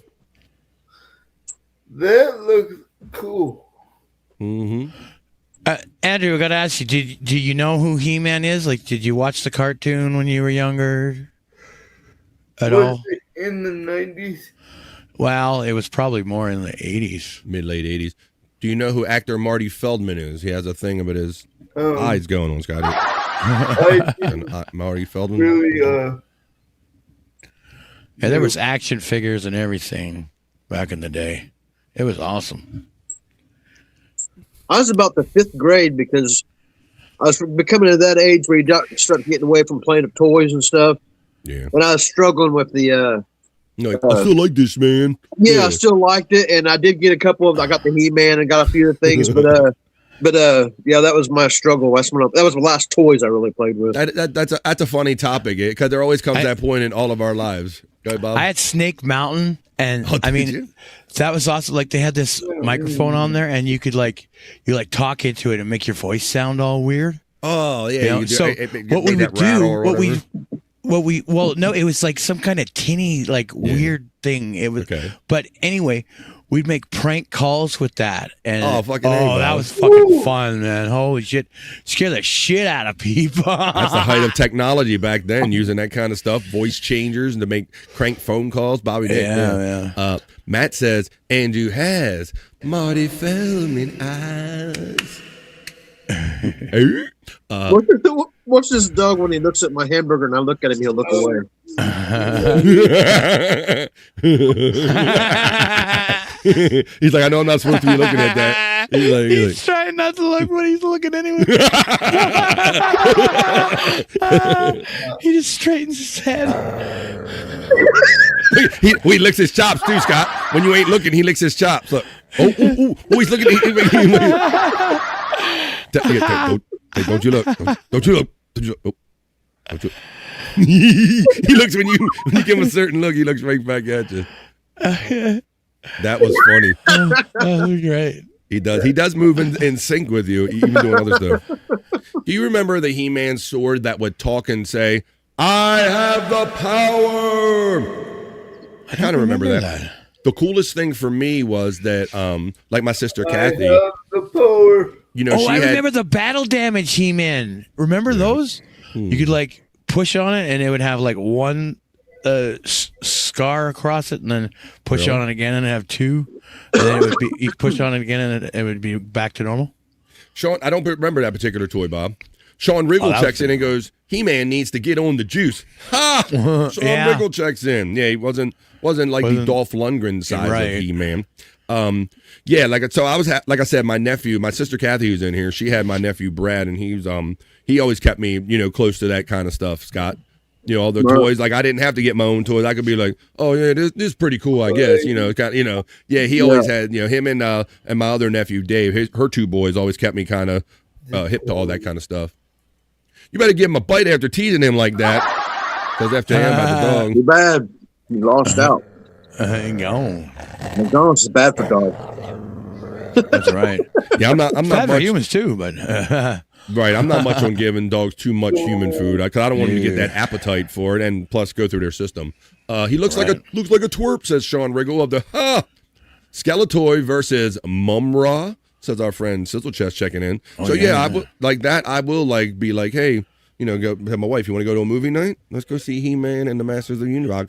I'll kind of push her that way. I'll talk her into that one. Hell yeah, bro. Definitely will. All right. Well, why don't we do this, Scott? We're like this close to the piss break, and I see you kind of eating and drinking right there, and you got Bro Dog and all.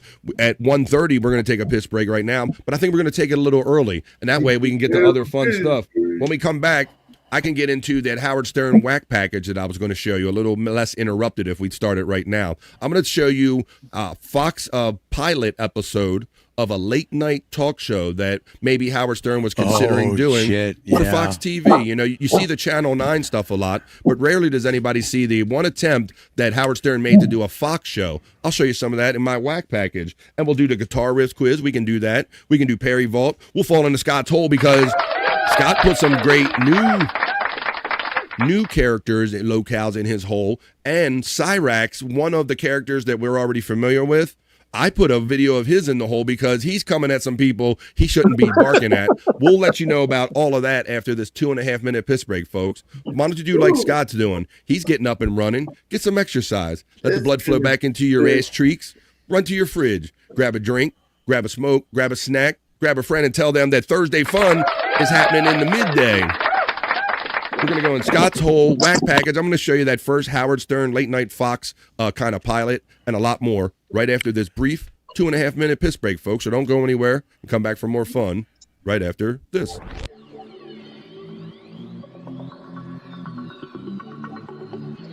I think I need a piss break. I'll do the pee-pee dance. I'll do the pee-pee dance. I'll do the pee-pee dance, pee-pee dance. Yeah. Think I need a piss break. I think I need a piss break. Yeah. Oh, yeah. I think I need a piss break. I do the pee-pee dance. I do the pee-pee dance. Yeah. I think I need a piss break. Oh yeah. I'll do the pee-pee dance. Oh, watch me now. I'll do the pee-pee dance.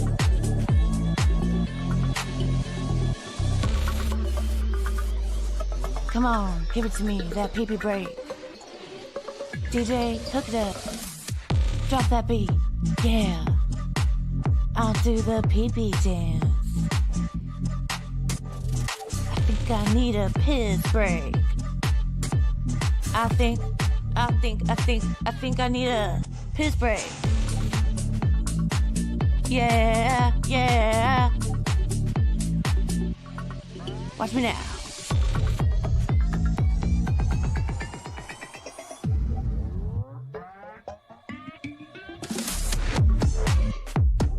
Pee-pee breakdown, pee-pee breakdown. Break it down, pee-pee, yeah.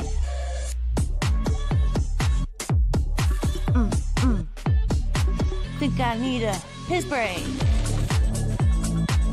I think I need a piss break. I think I need a piss break. Oh, yeah. Wash your hands. Don't be gross. I know you touched your pee-pee. It's mine after all. And I can do what I want with it. And Scott Fitzpatrick. I touched my pee-pee and I didn't even go to the bathroom. You're one known to do that. And we're back for the second half of BF Live The Vibe. It's Thursday, and this is Stream Show 466. I hope you're enjoying BF Live The Vibe. You can check in with a like on BF Live The Vibe, on Rumble, on YouTube, and on my personal Facebook. I appreciate that, on the way in and the way out. Let's continue to have the rest of the 3 hours of fun we come here to have every day. Bob Levy said made a story about he always lets us know that there's this kind of neutral area maybe where the poop that his dogs kind of let out kind of maybe ends up, Bobby Nick. But you always have those, if you have one of those pesky neighbors and they keep leaving treats on their lawn for your dog and your neighbor don't pick it up, and maybe you want to get your retribution and correct things, I have the solution from Milwaukee Tools just for you, Bobby Nick. Let's watch this. Meet the Milwaukee Double Barrel Clear Poop Collector and Launcher. Poop, scoop, and launch. After a nice walk with Buddy, send it straight to that neighbor's porch with up to 25 feet of reach for a quick getaway. Meet the Milwaukee Double Barrel Clear Poop Collector and Launcher. Poop, scoop, and launch. After a nice walk with Buddy, send it straight to that neighbor's porch with up to 25 feet of reach for quick getaway. Meet the Milwaukee Double Barrel Clear Poop Collector and Launcher. Poop, scoop, and launch. Launch that After a shit. nice walk with Buddy, send it straight to that neighbor's porch with up to 25 Launch feet that of reach shit, for a man. quick getaway. Meet the All right, Milwaukee there you Double go. Barrel So there Clear you go. Poop If you have Collector. that, if you want to, if that story touches you and you want that kind of Milwaukee's got you covered, Bobby Nick. You know, I do. Yeah. I do have a situation like that a couple years ago. This is probably more than 10 years ago now. What about the runny poop, loose poops? I don't know. Maybe that'll be for when they update the patent or something. Aim for Jake Shack. Fuck you, Pecan. Okay, we don't fucking have shit around here, Pecan. Fuck you, all right? What's up, guys? What's up? You ain't better not shoot shit at my house. So, Bobby Nick, I will tell a personal story in this regard. I'll bring Scott back in because I see you're back on camera, buddy. Did you see that thing, that product, Scott, for if you have the neighbor to poop gun and all that? Right. That's pretty good. Well, I did have a situation like that a couple years ago, more than 10 years ago at this point now, I'll clearly say. So it's not anything recent. But I did have this problem, Scott, where a neighbor would just kind of just let their dog out and hope that it wouldn't poop on their lawn so they wouldn't have to clean it up. Right? Right. And so the dog got in the habit of always making the turn toward my house every morning when it came out, Scott. And so I would notice this. Sometimes I would have to avoid said landmines to get my paper every morning. This is when getting the morning paper was still a thing. If it lets you know how long ago it was, Scott. So after many, many mornings of kind of noticing this, I noticed that the paper had like a double bag on it, my friend. Yeah. So that double bag became my glove. And let's see, just say BF became a good old soft pitch underhand tosser up there. And I returned it to sender, Bobby Nick. I returned it. There you go. But so I could have used that Milwaukee gun back in the day is what I was getting at. Yeah. So I kind of related to that product I shared with you right there. Awesome. I just want to say, if your dog shits in someone else's yard, fucking go pick it up, you stupid asshole. That's the more you know.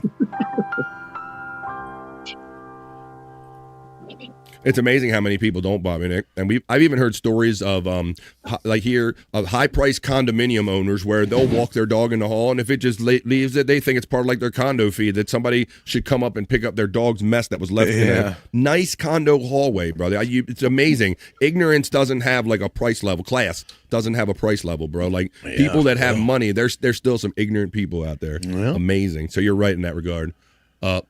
Much better on the name tag says FJM. There you go, buddy. After many requests by you, I did that for you, buddy. I did that live. Bro Dog and Scott, whoever. I knew you would like that. And I know everybody likes the vibe. All right, let's see. Let's run this little story right here, and then we'll continue having fun. I want to go, I do want to do the whack package, but I want to discuss this real quick. I like doing things in between things. I want to talk about going shopping. Everyone is conscious with money, always. You know, I mean, it's everything. I think there's been many times in my life where I'm saying, boy, everything's getting expensive, right? No different today than yesterday. Everything is. But check this out. I'm probably guilty of this, and I want to ask how many of you are guilty of this too. Basically, this story is about believing the weighed or measured amount on a product that's store created, like meat or something like this, Bobby Nick. All right. So this gentleman, and I take them for granted. I'm guilty of this, but this video might have changed the way I shop, Scott and Bobby Nick. This gentleman is going to point out how these things, they might say one weight and you get charged by the pound, Bobby Nick. He's going to show you what they say, and then he's going to actually weigh them to show you the difference. And I want to know if anybody weighs your food. I think I might start weighing my pre-weighed food when I go shopping now after this video. All right, back at Walmart again. This is my fourth trip to Walmart. I'm at one of the same ones I was at before. I'm going to keep it in real time, and we're going to look.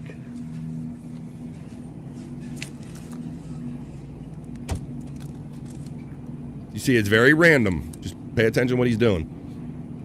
You see, look. I'll tell you right now, that's not 4.94 pounds. See how easy it is? 4.94 pounds. Okay, he's going to weigh some of these. So this is the second time with Kentucky Legend. This is the same Walmart that I found the other Kentucky Legend in for $25. And any store that weighs their own stuff and labels their own stuff can do this. This doesn't apply to Walmart. This is any store that prepares and wraps and weighs their food for you. I tell you, look at this one. There's another one. There's another one. There's two. Because I mean, it's that easy. I know that doesn't weigh that. I found two in 20 seconds. Do you think that one weighs 5.4? So that's 3 in 30 seconds. Let's take it to the produce scale and weigh it. Let's see what they weigh. This is crazy. This is insane. You ready? All right. First, let's see if the scale's correct. There's a 2-pound weight from Sporting Goods. Scale's over by 0.02. All right, let's could be the weight, but okay. 4.53. 1.83. 1.83. It says 4.93. Oh my God. What's this one saying? 5.41. 2.32. Bobby Nick, I don't believe I've ever weighed a thing, Scott, that has one of these tags on it. I trust it. Why have we believed these for face value all these years? Why? That's what I'm asking myself. 4.54. Come on now. Oh my God. 4.93. 1.83. These aren't little differences. Another one. 5.62. Not at all. 2.53. I want you guys to do this. I'm doing this when I go to the store this weekend, Scott. If I make it out the house. 5.1, 5.51, 2.41. Somebody do the math on some of these. Put it in the chat. Go ahead. Go to work. Let's get them. The difference in the money. Time to go see management. Let's see what they have to say about it. There you go. That's crazy, man. Especially when meats, like that, like it could be a difference of like $5 to $8 per fucking pound or some shit like that, That's why he was saying, go ahead and do the math in the chat. Just figure out how much they got just out of that little experiment that he did right there, Bobby Nick. The differences in the money. I mean, some of those meats were actually more than doubled their actual weight. Yeah, that is insane. So I think that fundamentally, Scott, when I pick up something, my wife, we put on a scale. We put anything that we pay for about a pound. That's Now lunch meat, I see them. They shave the lunch meat. They type in how much it costs. Blah blah blah. I kind of see that process play out. But I always take for granted. Well, it must be the gospel if it's on there. And you think that scale is accurate as well. So there he goes to Chunkster. So I think without being even overly scientific, he really proved kind of what's going on there to Chunkster. So you can kind of measure this and handle it as you like. I mean, and you can get much closer even if the scale is off is what I'm getting at. The Fat Pig says, do you think it's intentional or due to incompetency of employees? And I'm going to say yes to that question. Yes. Yes. All of the above. I think they probably move on from one meat to another that has a certain price per pound or something, and it probably gets all mixed up. So it was just a little food for thought from me, and I'm really going to take this to heart. I even learned something on my show. Hell yeah, I'm going to be weighing some shit. My wife's going to be picking out something. Give me that. Let me see. I'm going to go finding scales in the produce department, Scott. I'll be running back to produce with everything we buy. Reverend Wild Bill checks in with brouhaha. He says, and Walmart says they can beat any store on the grocery bill. I say bullshit. Let's go Krogering. Uh-oh. Well, Bill, I will say, for my purposes, this isn't like an attack on Walmart. This is just a point of awareness for me. Krogering, I knew what you meant, buddy.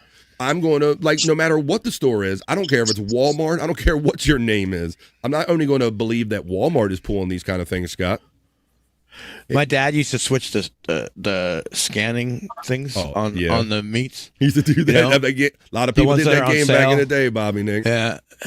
And people still do that to some extent. If they can get like a expensive product in a cheaper product and go get it scanned, absolutely. Yeah. That's a classic right there.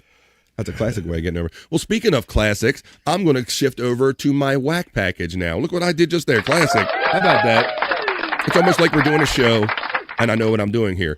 For those of you who join us from other kind of backgrounds, we love Howard Stern. We talked about how people love Opie and Anthony and Bubba and things of this nature. But some of you weren't really into this podcasting or anything at all. But we like to take you back to some of the things we enjoyed back in the day by looking at my whack package. The Whack Pack was the part of the crazy people that were part of the Howard Stern show back in the day. And so when Howard Stern was the shit, I mean, everybody wanted him to be like the next host of their late night show, Bobby Nick. You remember this period? Yeah, I do. Like when Joan Rivers was popping and Fox was just an emerging network and they were like the big threat to all the networks, they wanted right? to try everybody out. Yeah. Yep. And then it was didn't eventually Magic Johnson get a show there? Yeah, absolutely, Bobby Nick. Yep. I'm pretty sure he was the one. He was the one who took over for when they tried Howard Stern out. He was the next one. And Howard Stern famously went out there. He did the whole lesbian thing and ran over that show, did he not? And Magic Johnson kicked him out of the studio and all that stuff. Uh-huh. Yeah, all right, but so that's a great memory too, Bobby Nick. We might have to look back on that one. So back in these days, it's like, is Howard Stern going to take over for David Letterman because Carson might be leaving and maybe Letterman to get that? So much speculation. Howard was the name on the tip of everyone's tongue. So Fox reeled him in and say, hey, come on, Howard, over here. Why don't you come over here and record a pilot at least, and let's see what we can maybe do together here on the Fox network. So today I'm going to show you a little bit of that as we look at my whack package, taking you back to the classic days of the Howard Stern show and the Whack Pack and all that fun stuff by looking at the BF Live The Vibe Whack Package.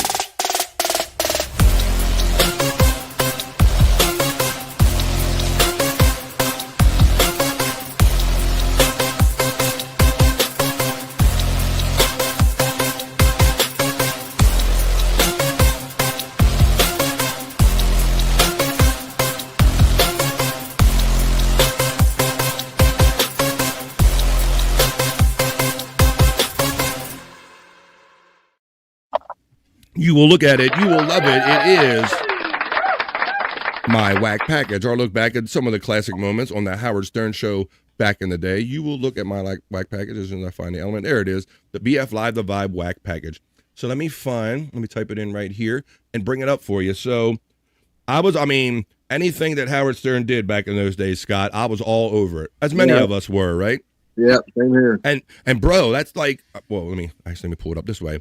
Yeah, because remember how he said he never wanted to whore himself out because everybody wanted him to do like a book, a show, just anything. I mean, he was the hottest property back in these days. So I'm going to show you this Fox show right here now. Let's watch this Fox, and let's see some of the people that we were maybe recognized from it. Go to my live folder here. And where is it? Right here? Bop, bop, bop, bop, bop. And I'll bring it to you. F-O-X. Oh, God damn it. Where is that? Trying to pull it up here.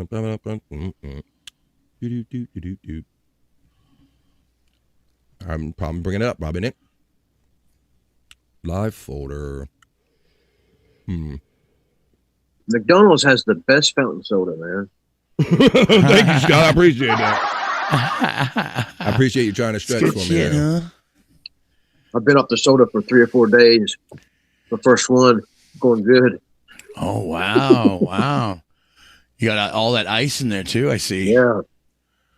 Oh, yeah. I can't wait till I get my teeth out and I can have a cold drink again without it affecting my teeth. That'll be awesome. Trying to figure out a way to play this, guys. Thanks for stretching out for me while I because you know, Bobby Nick, when you open up something in one folder, it can be there, but when you go into StreamYard, it doesn't recognize every file, right? Yeah. Let me see if that's the issue going on here. Yeah, there's Howard Stern, Fox Pilot. It's right there. Let me drag it over here one more time. Is it MP4? Let's see, Bob. Boom, Fox Pilot. I can't tell right there.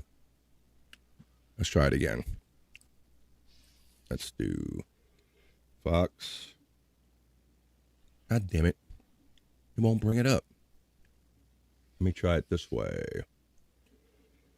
See if I can bring it up with sound. Fox Pilot. McDonald's fries ain't what they used to be, but they're still fire, man. I love it, Scott. I appreciate it. Scott, I won't eat the fries there because they always end up putting too much goddamn salt on them. I like a little salt on them. Give me the same kind of talk show host Can you hear this? other guys are using. Yeah. Oh, we're echoing now. Clean cut good nose, straight teeth, strong chin, small pores. Someone that all America will welcome into their homes. Got it? Yes, sir. Yes, sir. Now get on the phone and find me that man. Yes, sir.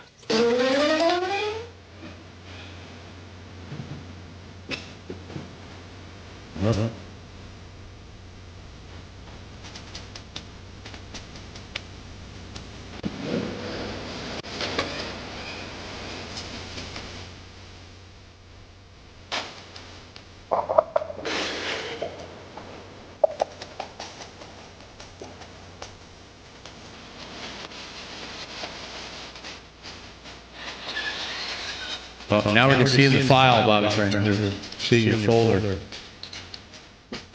Oh, yeah. Oh, sorry. That's weird. Hang on. Let me do it. It's still playing in my background. Yeah. See, it ain't just tearing you. Oh, there. Oh, look. We were seeing something. There it comes. It's just a big opener anyway. Here you go. Yeah.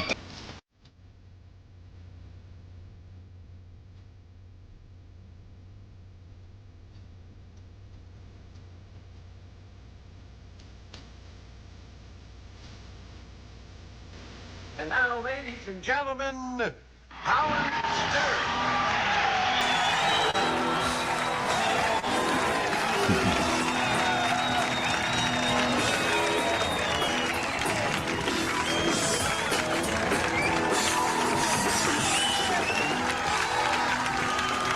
So this is just him basically, and I know we might have an echo due to the way I'm sharing. So I apologize if we do. Yeah. But okay. yes, We'll deal with it. This was kind of get your shit together, man. It's a Monday. It's a it's a Thursday here, FJM. I'm doing the best I can. You know, I got a broom sticking out my ass while I'm doing this show and all that. I'm a one-man wrecking crew over here, Bill. And FJM, you know what's up.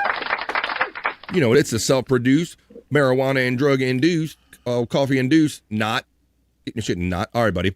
What I was getting at is that this was just basically, Scott, like, we knew the Channel 9 show. It was the only kind of live show he did before this one. Right. So then we're like, okay, so maybe this will be like the Channel 9 show on steroids. Let's see what they can do with it on Fox. So let's watch a little more of this. But yeah, let's see how much of this starts out being like the Channel 9 show.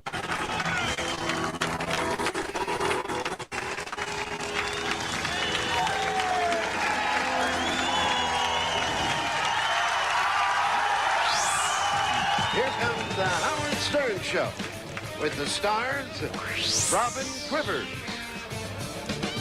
Leslie West conducting the Howard Stern Orchestra. Look at these special effects. And me, Right. Leslie West from Mountain. How about that? That's Leslie West. He and Howard Stern were very good friends, and so Leslie West was going to be his band leader if this all worked out. Mississippi Queen, if you're not familiar, Leslie West. Here comes the Howard Stern Show with the stars, Robin Quivers, Leslie West conducting the Howard Stern Orchestra, and me, Steve, the legend, Rossi.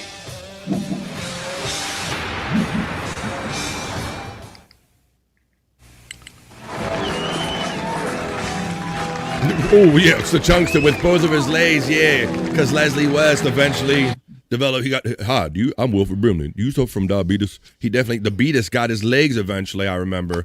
Yeah, Leslie West. Hmm.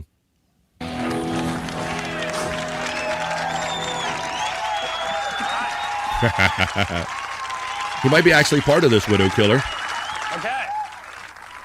Enough of this. You ready to get out? How do I look, all right? It's a pain in the neck, this television. 2 hours getting ready so I can look decent, and I still look like a dog. That one looked like the drummer for Whitesnake. I didn't cut my hair. He looks like Tommy Aldridge. He looks like Tommy Aldridge. Good pool there, Scott Fitzpatrick. Awesome. That's a great pool for drum and rock nerds, man. Tommy Aldridge, a fantastic drummer. I loved him when he played for Ozzy Osbourne and shit, bro. Yeah. Oh, shit, bro. Hell yeah. 4 hours. How do I look? Can you see any? All right, let's get this show rolling. What I'm going to do now is introduce Robin Quivers to you. Robin, come on out here.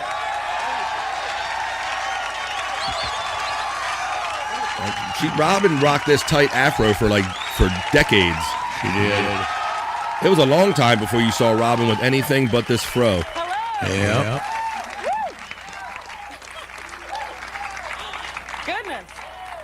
You know, I can't believe we got here. I was sitting in the back feeling sort of Or like, Brian May's stunt double. Brian May's stunt double, Baby Widow Killer says during our whack package. This is actually, I got it playing. If it has a little technical echo, I apologize in advance due to the way I had to play it today. But we're taking you back to the days. This is a Fox television pilot from the very early days of Fox television when they had just like the NFL and like the Simpsons maybe, and they were trying to find their next star. And so Howard Stern came in and did this pilot for them. fails. I mean, like in another room about 2 floors down, we've got Fox television executives. Yeah. Like sitting down there watching this thing and like all this pressure, and I'm checking my hands to see if I'm shaking or anything. But you know something? I don't care, man. Screw it. If this doesn't work, I'll just stay on the radio. Well, how about the old voice that was there, guys? I don't care, man. Screw it. He still had that high, even though he was much more high pitched when he was like a nerd before he had his hair all done up. He was complaining about how he sounded like then, Bobby Nick. But listen how he sounds here as well, right? Yeah. But imagine all of our sounds change over the years. Yeah. I think he might have actually eventually used some kind of voice. Oh, compression. He was getting up on the mic and maybe using some. Hey, Robin. Hey, you're looking good there, Robin. Today you're using some compression. Get up on the mic. I think he physically tried to talk differently. Yeah, so try to talk slower. Eventually, proper modulation. Modulation. Nervous wreck over this thing. And I'm not going to drive myself crazy. I'm just going to do the best job I can. If they don't like it, the hell with them. Hey, it's kind of like the Jerry Seinfeld thing. Hey, if they don't like it, tough shit. That's all. Everybody else has been running around like a maniac. He looks like a drag queen, Fat Pig says accurately. Well, he did do a book named Miss America, and he dressed in drag for us. Hello, Frisco. I thought it'd be kind of cool. One of the best things I've ever done is to just have people come up to the microphones and kiss my butt for like a good 7 minutes. Sure. And that sort of tips people off that, well, we're sort of happening and that we really know what we're doing up here and we deserve a television program. This program, I don't know exactly what's going to happen. I just know about like 2 of the guests. Mm-hmm. I think like Joe Piscopo is coming tonight. That's all. That's sort of leaked out. How do you mean, Scott? Joe Piscopo is going to be a guest. How do you mean? Go ahead. Like whenever he kind of declared himself the king of all media, but he wasn't really the king of all media. But you know what I mean? He kind of manifested things that happened to himself. Well, he did, and you have a follow up on that, Bob? Yeah. I mean, what the requirements that he had were like he had a book out, a movie out, right? He's radio guy, big radio guy. So yeah. And this all stemmed from Michael Jackson. All of a sudden, like Elvis, he proclaimed himself the king of pop. Yeah. Right? Because Elvis was the king of rock. Michael Jackson came along. He done Thriller and a couple albums after that, Dangerous and all that. And he's like, "Hey, yo, I'm the king of pop, motherfuckers." And so Howard Stern said, they must just arbitrarily come upon this. If they can just simply name themselves this, much like Bobby Nick said, he started laying out his argument. He's like, "I got a book, I got a radio show, I got a TV show. I'm the self-proclaimed king of all media," is what Howard proclaimed himself. Much like the king of pop. Now, echo. All right, Bill. Let's see if I'll play the video.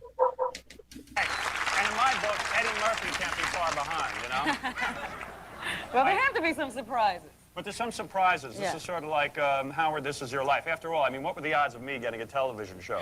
With this nose and, you know, this New York accent and everything else, what were the odds of me getting a television program? Does anybody want to talk to us? We're going to line some people up. Well, you said there were a couple of guests. Do you know anybody else who's going to be here? Someone told me Jerry Hall, but then I heard she bombed out. Is Jerry Hall coming? She's still on the list. Robin's the only one who knows who's coming. As far as I know, Jerry Hall is on the list. So Jerry Hall and Joe Piscopo will be here. Yeah, those are our guests. That you know about. We have other surprises. He seems really nervous here. I don't think I've ever seen Howard nervous before. Or not unsure of what he's doing. Yeah. I don't know. Yeah, because Joe's very smart. He dumped his wife and his child. And No, I don't basically, know. You can't say he dumped his child. He visits on weekends or something. Oh, yeah, he's a weekend father. He's beautiful. He's very happy. I'm sure he's very involved. Yeah, I'm sure he's involved once a weekend. I guess he really knows that, Joe Jr., doesn't Yeah. The child saves up all the problems for the weekend and he takes care of them. Hey, should we tell everyone else that, of course, Leslie West is our band leader? Yeah. Should we tell everyone else that, of course, Leslie West is our band leader? Yeah, isn't he beautiful? We might have an echo either way I'm sharing. The other way we share says during our whack package. This is because we didn't get much of a budget to work with. how do you mean? I think you're in a primo position to sort of look become like real heroes. Yeah, to sort of be the heroes of this network. Because I think these shows that the Fox network is doing are pretty good, but nobody's watching them. And they're spending tons of money on those shows. Yeah, Tracy Ullman has a $500,000 budget just for her dressing room, and none of them are getting more than a 2 share. And I got to figure that we come on with this like junky Channel 5 show, and all of a sudden we're like the heroes, and maybe they're billing like $60 million a year off it. I mean, for God's sake, Oprah Winfrey is making $32 million a year for that garbage she puts out. So see, he'd like no shame to his game, Scott, right? He would call out all the people that like Oprah, all of them, right? Yeah. He back didn't in care. Back in these days, he went for everybody, didn't he? Everybody. Yeah, he wanted to be the king of all media. For real. real. He saw what was going on, and he's like, right. He's like, I got to make this happen for myself, basically. But this was all based on his heat that he got from a little bit from his Channel 9 show, but all of it off of his radio show, and all the momentum he had. I mean, he built all of that heat for that he could be transfer the TV off of the syndicated radio show. Yeah, I mean, there's money in that. I'm gonna put a little bubble wig on you and get a big butt. They probably felt like a juggernaut back then. Oh, yeah, absolutely did, Scott. You can hear him talking about how we just bring our little show in. He knew what kind of ratings he would pull. He would get a thrill out of going into every city and killing whatever morning show was there until he was number one, right? Yeah. So he always had that awareness of, hey, I know my value in whatever market he was in. We'll have some wacky segments and things planned. I don't know what else is going to be planned, but it should be pretty nutty. Also, Steve Rossi is here, who is our band singer.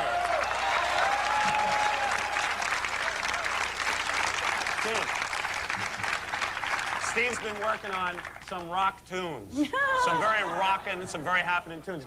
Leslie, can you play something that he can sing like a Not exactly. We were watching my whack package. You are looking at my whack package, and you like it, FJM. You will love it. Here we go. Leslie West, the band leader, Howard's friend. Of course, they're going to play Mississippi Queen. So watch this straight-laced guy try to sing Mississippi Queen. We'll sing it together. He's rocking, guys. He's changing for Howard Stern, Scott. Baby, pop it up. Look at this guy. Love it. Together, baby. Mississippi Queen. He rolled his eyes right away, Scott, Leslie West, because he missed the first note.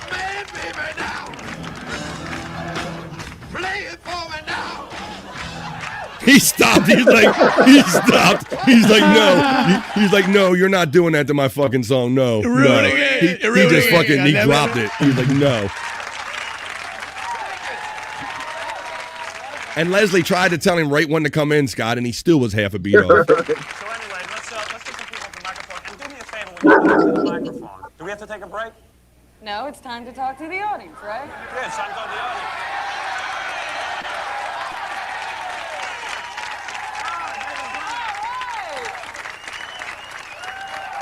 There's David Brenner, another guy to talk like that. I muted the guys. I'll turn your guys' mic on and off. I'll try that. What are you doing here? What are you doing here? This is nutty. Sit down. I didn't know you were going to be here. Your debut show, By the way, is your show going off the air tomorrow night? I want to tell you what. You're the last guy I want to talk to. This guy was always in the mix, but I don't even have blackmail photos on people. I know you say it's echoing when Bobby, Nick, and Scott talk because it's doubling back in. We'll get through this segment, and then the echoing will stop. So my apologies. I had to share in an unscheduled way today. But David Brenner was this guy. He was always around, Scott. He even had his own talk show for a minute. Yeah, I remember. And it comes out at the end of his career that he ended up, like, he was 10 years older than he was actually ever telling everybody. You know, he was telling people he was like 58 and he was 68 or something, Bobby, Nick, I think. Really? I didn't know that. Yeah, and he had the young girlfriend and all that, Scott. All right, I'm going to mute you guys. I'll run a little bit more of this, and then we're going to get on to some more fun other than my whack package. We're looking back at the Fox pilot that Howard Stern made for Fox Television back in the probably late 80s, early 90s.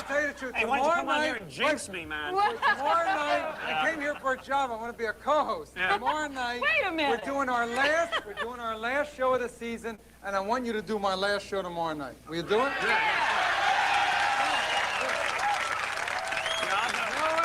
your last show tomorrow night if your beautiful girlfriend wears a bikini that I've been saving for. Oh, wear a bikini. Yeah. Now, Victoria and I got together, and we know he's sacrilegious, nothing sacred to you. What went wrong on your show, man? Nothing. You know You'll what, man? find out. You're going to find out. You didn't put enough energy. So yeah, this was just the talk show culture back then. You know, his show was on the way out, and there was always another one coming back in, whether it be the Jenny Jones or the Joan Rivers. There was always some. The next one was always. You want to be Johnny Carson. You wanted to be Johnny Carson. Oh, You no. stop it. You got to go Howard. there.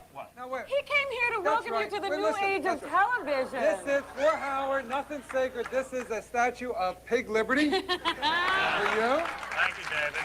The other thing is, when the FCC sees this show, Yes. I want to be your next outfit.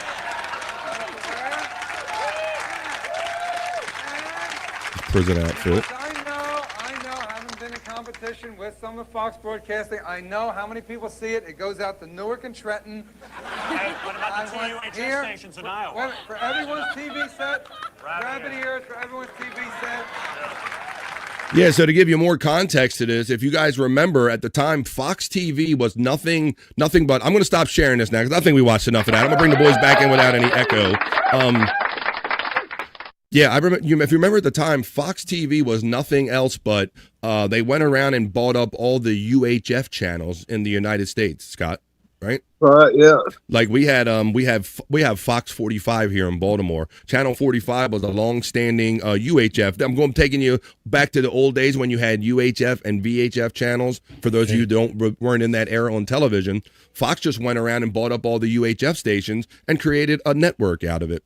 That's kind of how they started it. And so they had almost no programming. So they kind of were reaching out to people like David Brenner and Howard Stern. And that was a little look at my whack package. Maybe we can look back in it again if there's some other fun parts in it. But I just wanted to kind of give you a look back at something different from the Howard Stern days, other than always like the Channel 9 show. Give a little something different here on BF Live The Vibe. Yes. You know what? I'll tell you this much, Bobby Frank. I think with the Channel 9 show and the fucking if he would have done this too, you know, I think the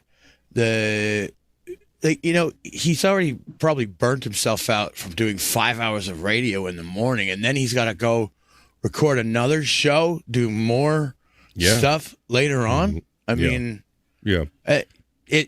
it probably was better that they decided that the radio show would be the actual TV show.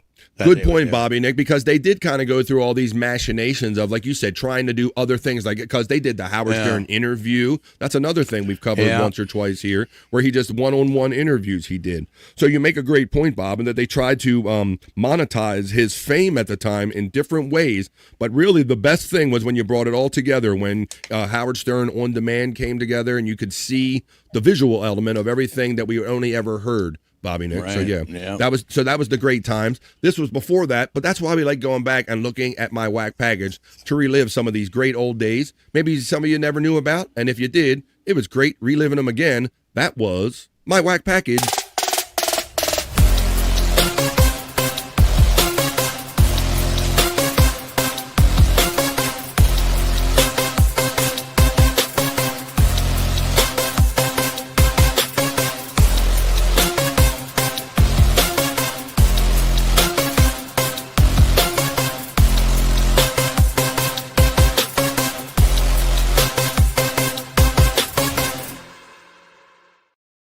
I caught you looking at my package, didn't you? You better have been, because that was a look at my whack package. Our look back on the old fun days that we grew up with on the Howard Stern Show. We love sharing those here with you here on BS. It's a nice package, Bob. Thank you. Thanks for eyeballing my package. You correct it one time. Look at Bro Dog. He is all intent up in it. He's like, I want that package. What's up with that package? That Howard Stern. That Howard Stern package. He's all up in it.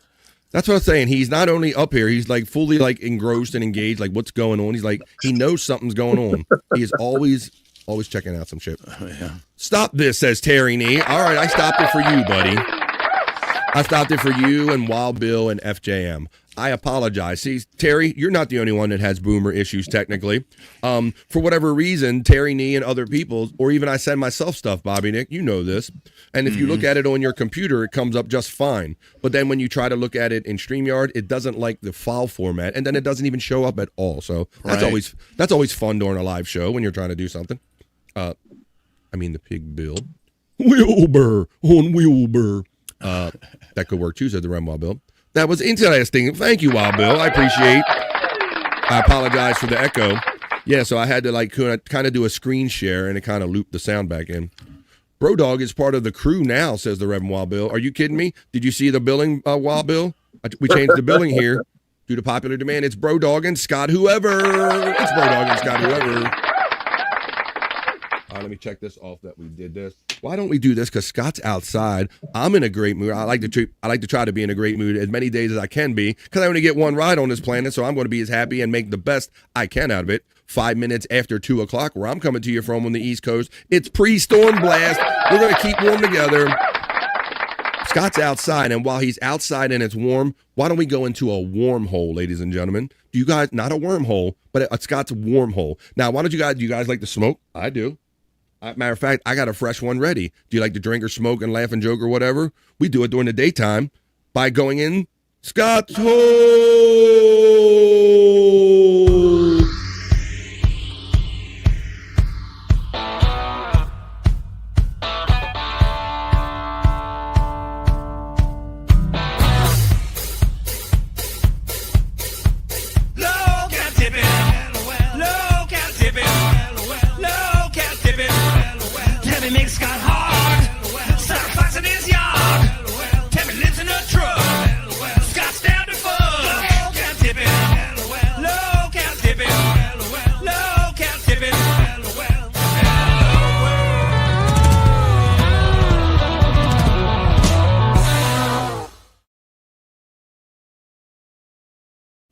We're down in Scott's hole.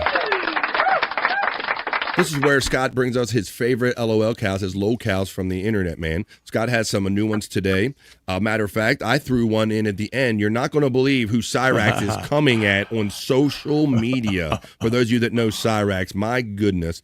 So we're down in Scott's hole. Thank you to my friend Chris Popke, who made that awesome music for that intro right there to BF Live The Vibe Scott's Hole segment. If you want to watch the long form of these videos after we do this segment or anytime, go over to the links that are running in the chat for Scott and all of our bros. But click on Scott's links. He has the Angry Iguana 112 and the Prop Master 69 over there. That's where you can see more of this if you can't get enough after this segment, Scott.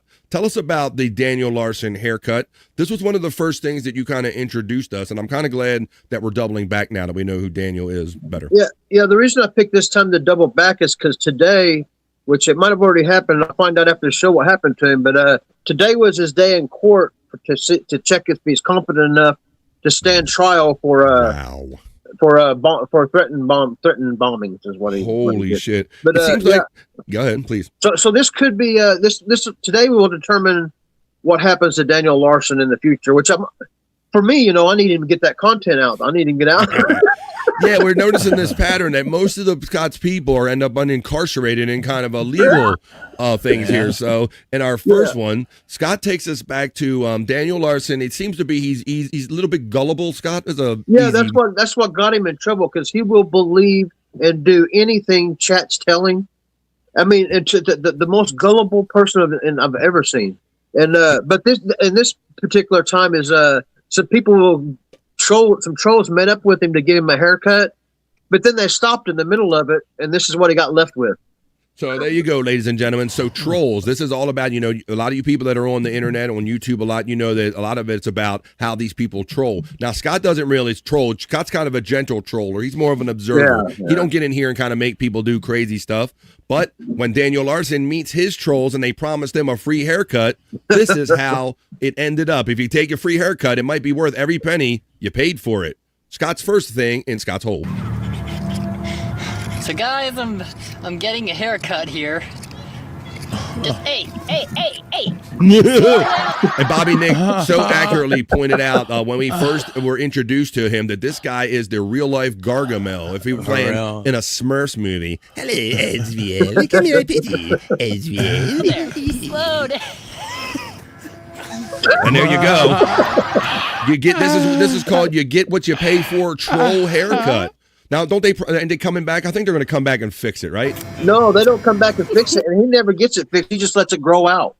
But I thought he ain't even mad either. How? I thought you showed us a video where he says like they're going to come back and fix it, or they have to go get some other trimmers. They said they went to get trimmers, but they took off. They left it. Right. So that's the setup, guys. They're going to come back and fix it, or are they? He went to court like that. He went to court like that. Yes, Judge. I assure you, let not the look fool you. I am fully competent to stand trial, Your Honor. He looks fully competent to stand trial there, Scott. Definitely. All right, let me see. I'm trying to get back on something. All right, let's continue rolling that. Hey, old granny. I finally got my haircut done. Uh-oh.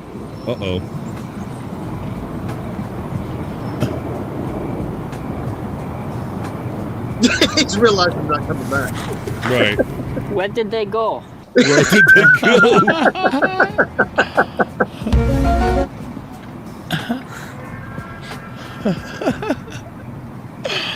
Oh my God. And there's that nose. He swears they're coming back, Scott. Come back. Oh boy, I'm in so big trouble. Baby, come back. I'm in so much trouble. He said I'm in so much trouble. So guys, I'm getting a haircut here. There you go. So that's you can guess how that ended. Free haircuts. Fucking great. Shave and a haircut, 2 bits. Scott is more of a lurker, LOL, says the Reverend Wild Bill. Right. He doesn't get in there and make these guys like go, hey, I'm gonna cut your hair or brick your kind of devices like happens on many of these videos. Bro Dog is the star, says Fat Pig as he laughs. Absolutely. Bro Dog definitely acts like he knows what's going on, Wild Bill. He gets up on the screen and acknowledges and hears stuff and all that stuff. You're absolutely right, Wild Bill. Scott is more of a lurker. 100 Proof Podcasting link. I'll be there at 8:45 tonight if you want to hang out later on tonight. They'd go in the Discord link. There's a BF Live the Vibe section there, and you can leave me stuff in there. 8:45 tonight. I'll be on that channel. So we're going to have some nighttime fun. All right. Scott, now, we do a certain thing here in Scott's Hole. Thanks to Chris Popke. He made us that great music for that intro. He also made another version of Scott's Hole, but this has very specific instructions for us. I advise you to follow closely if you like to partake. Take 2. Down in Scott's Hole. What do you do down in Scott's Hole? Smoking a bowl. Down in Scott's Hole. Smoking a bowl. She likes to fly, but Tammy's wings have been denied. God. That's what we do. We're down in Scott's Hole. We smoke a bowl, and we watch Scott's favorite LOL cows, man. He does this stuff himself. If you want to see more of this, he told me he's working on a compilation video. He'll let you know when it's coming out. You're not ready yet, Scott? Or Well, I got like 3 of them on the verge of being ready, but see what's kind of made me dragging my feet is the channel being eligible to be monetized. I'm kind of trying to come up with something to put behind a paywall and trying to get my head wrapped around that. Okay. And by the way, both the channels just come up on 1 million total views for both channels. Damn, Scott. You go, buddy. Nice. The channels he's talking about is he does a lot of these short videos, and some of them catch fire over there on the Angry Iguana 112 channel. That's why we got to tell you, if you like any of this stuff, you can see so much more of it by going and checking with his friend, the Angry Iguana 112, and some of his older content still exists over there on PropMaster69. Go give him a free like, share, and subscribe, and get him up over 1,000. And then when you do, you will see what he's like preparing behind the wall, and he has monetized. But right now, we're going to show you what he has here for Scott's whole segment on the Vibe. Scott, talk about our bro Josh Block, who I said is going to get punched in the face because he likes to just go up to people and just go off, right, buddy? Right, and the reason I put him in the new back in here too is you had that video of him the last time, and today he just started. I told you he's also an alcoholic, so he's autism and alcoholic. But he's court mandated, and today he had to do 10 days in rehab. Whoa, that's too many A's together. Autism and alcohol. You can't mix those A's together. Yeah. But this is what happens when you do. Yeah. We're in Scott's hole, and Josh Block is the result of mixing alcoholism and autism. Our next clip in Scott's hole. Wait! Stop! Get him away! God, stop. Oh, no. Get him away from me, please!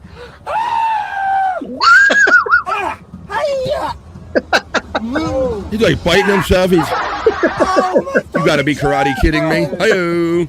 My jaw! My jaw? He punched himself in the jaw. Yeah, now he's bitching about his jaw. Oh, my fucking jaw! They get taxi cabs with him acting like that. Right, bro. So that's a great dynamic. Thanks for pointing that out, Scott. That it'd be one thing if it's your friend or if you're in a car, but it's another thing if this is the case if he's in a Uber or a taxi cab. I'll get paid! Stop! I'm just trying to make $1, sir. Please, where do you want to go? Wait, please, come down, sir. Please, I'm driving. Get the fuck out of my car. Just stop! Yeah, we haven't even gotten to a bar yet. We haven't even gotten to a bar yet, and he's acting like this, Scott. Jesus. Imagine adding alcohol to this autism. Off and eat it for dinner. All right, that's enough of that one. He's going to bite his head off. And you know, with him, really, it's his. I blame it on his handler. Well, I call his handlers. The guy is because they take him and put him in those, out in the streets, knowing he's going to act like that. So we talk about how Scott really doesn't really mess with people. He kind of observes them. Maybe throws a little chat at them every now and then. But some people troll only on keyboard, and you're saying that these are basically like his real life trollish friends. Like they just throw him into scenarios, right? Yeah, they're like a team there. And the guys they're kind of his handlers. Actually, they take care of him, check him in the hotels and whatnot, and then they also make content out of him. So, well, friends like that, I guess he don't need too many enemies, Scott, but he's probably got enough of them. All right, we're gonna leave you with a Cyrax double shot, and you're not gonna believe this because Scott put one of these in. And Scott fills the hole because this is Scott's hole. But then I was on my social media today, Scott, and I saw the one that I threw in last. And boy, you showed us, more videos than we can count of Cyrax being visited by the law enforcement. Right. I have a feeling when we show you this last clip, he's going to be getting another visit from law enforcement. But Scott, before we get to that clip, tell us about your friend Cyrax and the moment he realized something. Oh yeah, this is the moment whenever you get to see him actually brick his PlayStation. He's got a steering, and you'll hear a girl talking. That was the lady that's the troll girlfriend that sent him a steering wheel to go up his PlayStation. Right. But the steering wheel had a kill stick in it, so it bricked his PlayStation. And this is the moment it happens. And that's great. And one of my favorite recent things that happened to him was the girl sent in the video of, "I'm coming to meet you, my darling." Yeah. And then she gets kidnapped before she could ever meet him. That's one of my favorite things that have happened in Cyrax world recently. But Scott, I got a shot on him. Tell everybody how old he is before I run the video. Oh, that's a 35-year-old man. There you go. That's a 35-year-old man. So this is Cyrax. The moment that, they set him up and he gets all excited, I'm going to get a new Xbox or PlayStation or something, and they'll either send him it bricked up, or maybe his girlfriend sends him a steering wheel that it's a present, but it's really there for nefarious reasons. And this is when Cyrax realizes that this new video game system he got is no longer working. It's bricked up. All I got to say, though, is this. You ready to be put on the edge of your seat? Oh! Whoa, what the hell? Oh, no. That shit just went, oh my God, Scott. Oh. It had a signal, and then it had a picture, and then it was gone. Yeah. Oh, Oh, it says no signal. I don't know. I'm freaking out. My shit just fucking died. And then she's acting like she wasn't the culprit. Are you fucking serious? This boy looks like he gotta have some All I serious gotta issues, say Bubby. is this. Damn it. You ready to be put on the edge of your seat? Hell yeah, you ready? You'll buy the whole seat. You'll only use the edge. Seat? There you can see the video game right before he goes in on it, Scott. You can see it. It had life at one point. And then he goes in and flips the switch to turn it on and womp. Let me go. Ready to put on the edge of your seat? Look, there's a picture. It's got life to it. There's his TV, and then Whoa, what the hell? Oh, no. Matt knows what's up. He says this girl's a good actress, and she started crying after this. What the fuck? What the fuck just happened? I don't know.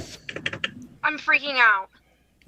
My shit just fucking died. He only had it for 3 weeks. Holy shit, Scott. Not only to just have enough knowledge to like reach out and troll him and mess with him, but then have the technical knowledge to go, I know this person that can send this thing to him, that when we send it and he plugs it in, it's going to fry all this shit. I mean, this is levels of freaking trolling, bro. Yeah. Technical levels, all kind of girlfriend levels, all kind of levels of trolling. So Scott, Cyrax, dare I say, other than Bro, Dog, and Scott, is one of the biggest stars in Scott's hole. Cyrax is, Scott. So Right. I could I'm still not even sure if this is AI or not. I don't think it is though. It is, and I got the whole episode I was going to do something with.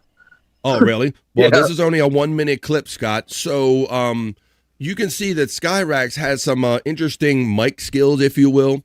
Like he likes to come on and talk promo mode, and he likes to talk wrestling mode, and I'm going to kick your ass, and he likes to level the playing field and let you know what he thinks about everything. Well, and Scott has showed many times where the Popo has visited Cyrax's house. Well, ladies and gentlemen, after I show you this video, you'll be able to describe who might be visiting Cyrax very soon during our last selection in Scott's hole. To any ICE agent that thinks they're going to come into my home.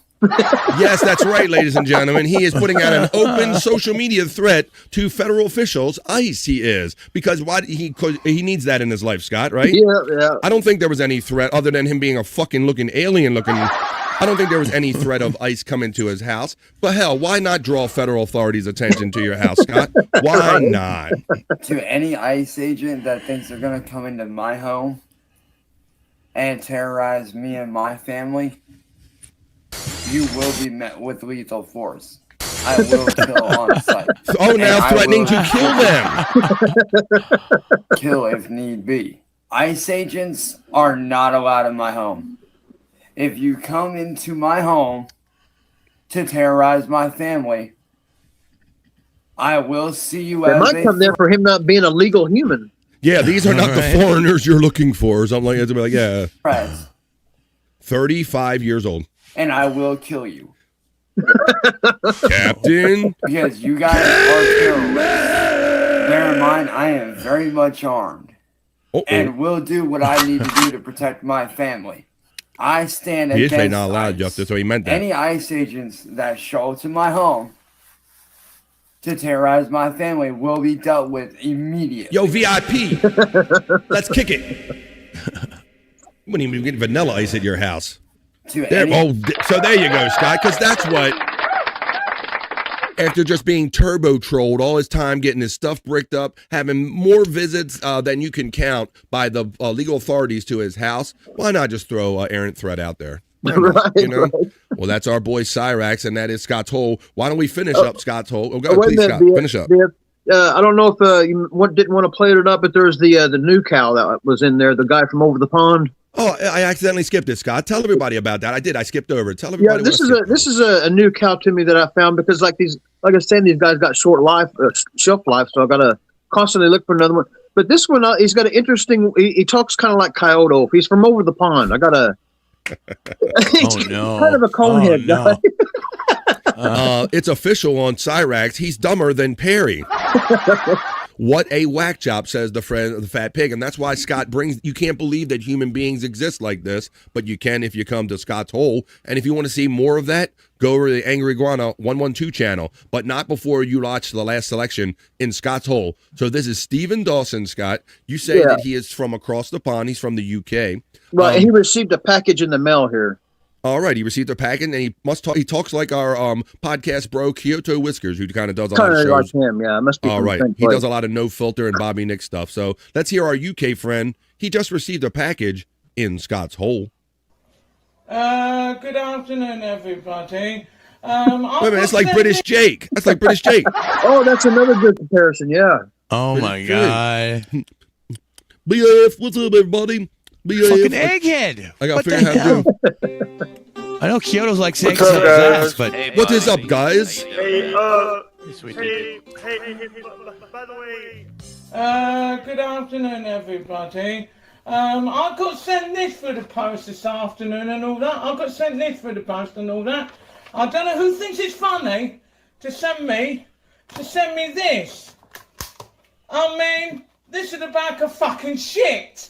What is that really? I thought it was like fish fillets wrapped in paper, Scott. Oh my God. The bag of I don't think it's funny and all that. And how did they get my dress? I've got no idea. It's funny to send... I've got no idea how they got my dress and sent me a bag of shit. For the post and all that. I don't like things sent for the post like that and all that. It wasn't a gift from what's the name anyway, because she don't send me gifts anyway. No, she doesn't. No.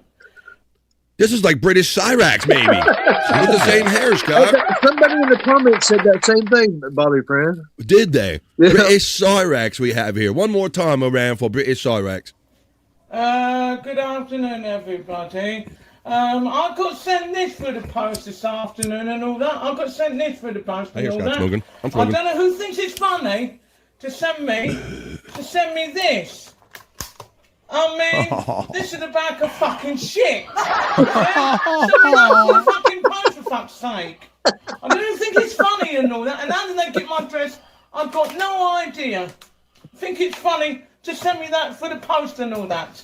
I don't like things sent for the post like that and all that.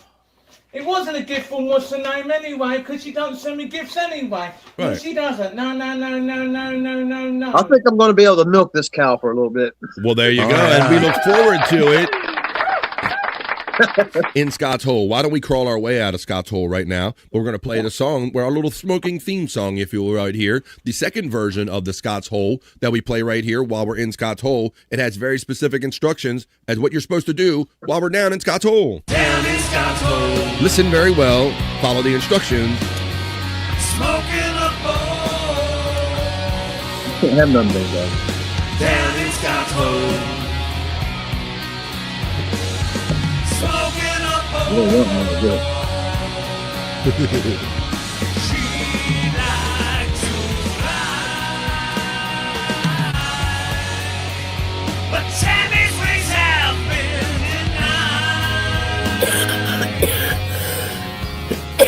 denied. God. It's not God, it's just what we do, how much we have fun in Scott's Hole.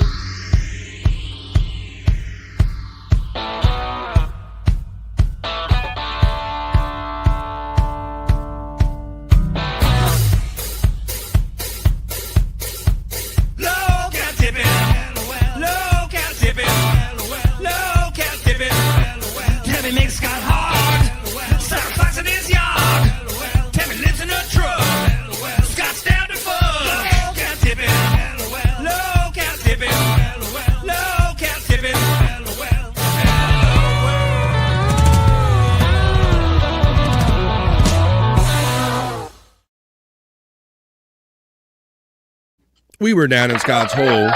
We did. Smoke a bowl, and I hope you enjoyed those funny looks at those LOL cows, man. I always say, Scott, as long as the internet exists, we will always have content for everything we do on these shows, buddy. Right. The internet and YouTube and all that stuff, the human race never disappoints in that regard. Unnerving Brain, Justin Kemple checks in on the vibe. Check out the Unnerving Brain. He does a lot of music. He produces a lot of music over there on his YouTube page. Check it out. It's all kind of different beats and stuff. I think you might like it. We feature some of it, and you'll hear some of it tonight when we do Replayables. Matter of fact, he made our theme up for Replayables, so you'll hear that, and I kind of mix in some of Justin's music while we're doing the live show. That'll be 8:45 tonight, 8:45 East on the 100 Proof Podcasting channel for Replayables. We got some videos in the hopper for you. Some of them we can only play on Rumble because there might have like a harsh accent or maybe they might come a little violent or bloody or something. You never know. So after the first half hour, we go Rumble exclusive, and I mix in some music and we play those videos that we go, maybe we should kind of save this for kind of Rumble kind of situation. So join us tonight at 8:45 if you want to see what those videos and songs might be. All right. Thank you for checking in. Gnarly ass shovel on Scott's Hole. Andrew, are you riding a roller coaster or do you want to come in, buddy? Or you just Yes. like, I don't know. Yeah. I've been looking at things. Yeah. I'm pretty sure I'm shadow banned. Oh, shut up. I'm gay. You're also gay. So, any news on Tammy? Tammy remains in jail. I think the 26th. I can't remember the date now, but I think about a week she goes to jail. Or not jail, court. Court? Well, and I don't know what kind of trouble she's in. me? I wonder how much weight she's lost in there. Uh-oh. Why? Damn, look.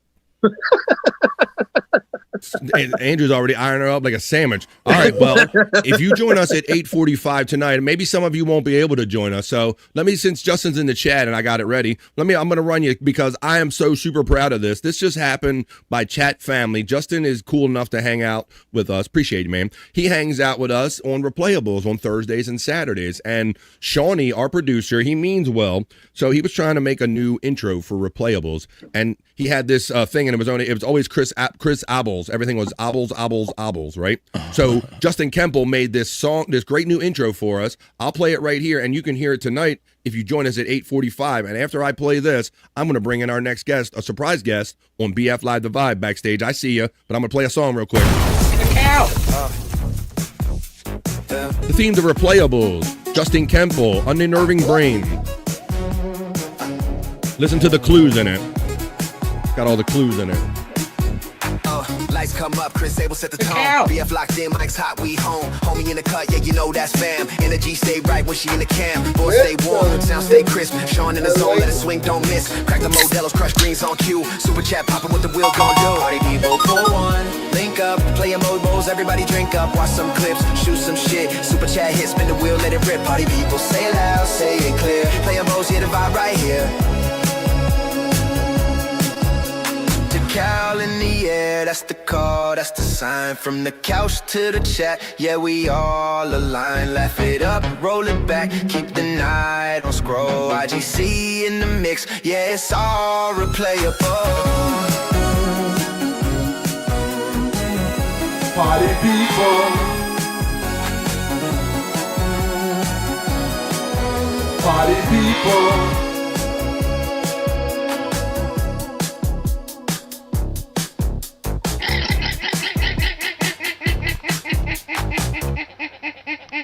The cow. Well, we're going to go. Thank you, Justin Kemple, Unnerving Brain. There's his link right there. It hits every time. Well, thank you. We got so many great things happening on the Vibe. I can barely keep up. Let's check in. You know what? We know that there's big winter weather coming, big winter weather in the news. So why not get the biggest authority on winter weather and just a regular bro that steps in every now and then to the Vibe? Frankie McDonald is here, Canada's most famous weatherman. I'm doing great so far. They're going to take snowstorm hitting for Chino Piscante, Boston, Massachusetts. They're getting a lot of snow in Chino Piscante's hometown, New York City, New Jersey, and all those places. Christy Mayer, Chino Piscante, Gigi Dior, Ed Bassmaster, and whatever Amy, they're all getting a lot of snow. And all those, and Jim Stato, Eric Nagel, and Brian Johnson, and Don Jameson, and all those, Garrett and Steve, and all those guys, they're getting a lot of snow, including 21 Gun People's getting freezing rain in North Carolina. And with 21 Gun podcast host lives, All those Compound Media podcast hosts are getting a lot of rain. A lot of snow. And Anthony Cumia is getting freezing rain in South Carolina. Anthony Cumia is getting a lot of freezing rain as well. A lot of podcast hosts within Compound Media Network in 2024. They're getting a lot of snow this Saturday, Sunday coming. Pittsburgh, Philadelphia, Erie, Pennsylvania. Jason Marshall, Rudolph Cookies podcast host Jason Marshall is getting a lot of snow on Saturday and the Sunday. Oklahoma is getting a lot of snow on Saturday. Texas is getting a lot of freezing rain. Arkansas is getting lots of snow. Missouri, Kansas City is getting a lot of snow. It's all coming, Frankie. You're not wrong, buddy. Thank you, Frankie McDonald. You can stick around. I'm not telling you to go away, buddy. I thought that was. And my turn's getting snow one day. Then after this, the whole eastern North America is getting a lot of snow. I love the Frankie podcast weather, guys. I've never heard podcast weather like that, to where you can go, well, let's see, Gino is here, so this is their weather. I like that, Frankie. The podcast weather forecast by Frankie McDonald. You see this map right here, buddy? It looks like a lot of us are going to get it, Frankie. Thank you. I'm over here in the Mid-Atlantic. I'm in Maryland, brother, so I'm going to get it too. You're getting it to Maryland, Washington, D.C., Delaware, and Virginia, and all those places, in Kentucky, and all those places, Ohio, where Jason Marshall lives, in Dayton, Ohio. They're getting so much snow, even in New York City, where Gino Pisconti lives. Well, I hope when you go on the other shows, please let them know that BF Live The Vibe is here in Baltimore, Maryland, and I'm going to get some snow too, buddy. Yes. You know what? Florida. Oh, what about Florida? Florida's getting warm here, too, and as far as southern Louisiana and all those places. And Cuba's getting extremely humid weather, and Brazil's getting a lot of rain lately because it's rainy season there. Rainy season in Brazil. Frankie McDonald knows all the weather all around the world. I knew as soon as I heard about a weather event, I had to check in with Frankie McDonald. And if you don't know how to be prepared, Frankie already helps you. He wrote a guide for being prepared. The Frankie McDonald Be Prepared. The Guide to Life, Weather, and Everything. Available at Amazon.com or wherever fine books are sold. You got to read this. Then it got extremely cold weather heading for Nelson Peabody's hometown, Chicago, Friday. Then the snow is going to hit for his area too on Saturday, Sunday. Damn. The Nelson Peabody forecast. Anything is better than War Rack. Awesome, man. Chrissy Mayer is getting snow. Fuck, says Justin Kempo. Have you been on the wet spot, or have you hung out with Chrissy lately, or anybody? That means I'll be on Simcast this Sunday night coming. Oh, Simcast. You're going to be on the Simcast with Chrissy and all the lovely ladies, huh? Yes, this Sunday night coming. Talking about the snowstorm in New York and things like this. That's awesome. Yeah, Frankie. I think right now, Frankie, it's 51 where I'm coming at you from on the Mid-Atlantic, but they say the weather's going to change. Like within 24 hours, it might be down to single digits where I'm at. Yes, it's going to be extreme. A lot of snow in Washington, D.C., Baltimore, and all those places. So what would you advise people to have in their house if a snowstorm is coming? What should they get, Frankie? Ordering pizzas, Chinese food, buy a case of Pepsi, buy a case of Coke. Doing grocery shopping, don't wait till last minute. Do it right now. I agree, Frankie. Hell yeah, Frankie. That is some great advice. We got Frankie's Canada's favorite weatherman, Frankie McDonald, stepping on the vibe with the latest up-to-date forecast about this major Arctic blast they're expecting here in the United States. I already told you about the Frankie McDonald Guide for Everything, Guide for Life and Everything, being prepared. But did I tell you also about, don't forget to get your Frankie McDonald bobblehead. That's right, ladies and gentlemen. Let's see, Frankie dance. Oh, we're going to do the Frankie dance. Frankie knows we've got it coming up right, Frankie. But go to the National Bobblehead Hall of Fame.com and make sure you look for and get the latest Frankie McDonald bobblehead so you can be like BF Live The Vibe. And now we Frankie dance, everybody. Frankie steps in with the Arctic weather forecast. It's going to be cold like Minnesota, but we're going to stay warm in here. Come on, load up on your beer, load up on your weed, and let's keep warm doing the Frankie dance.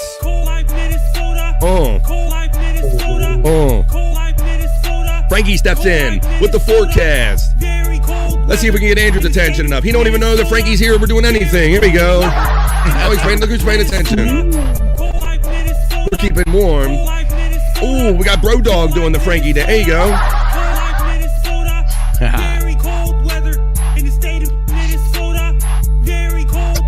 Bobby Nick knows the Frankie dance. He's his Canadian bro. The Frankie dance, BF Live The Vibe. This is what we like to do. Having fun.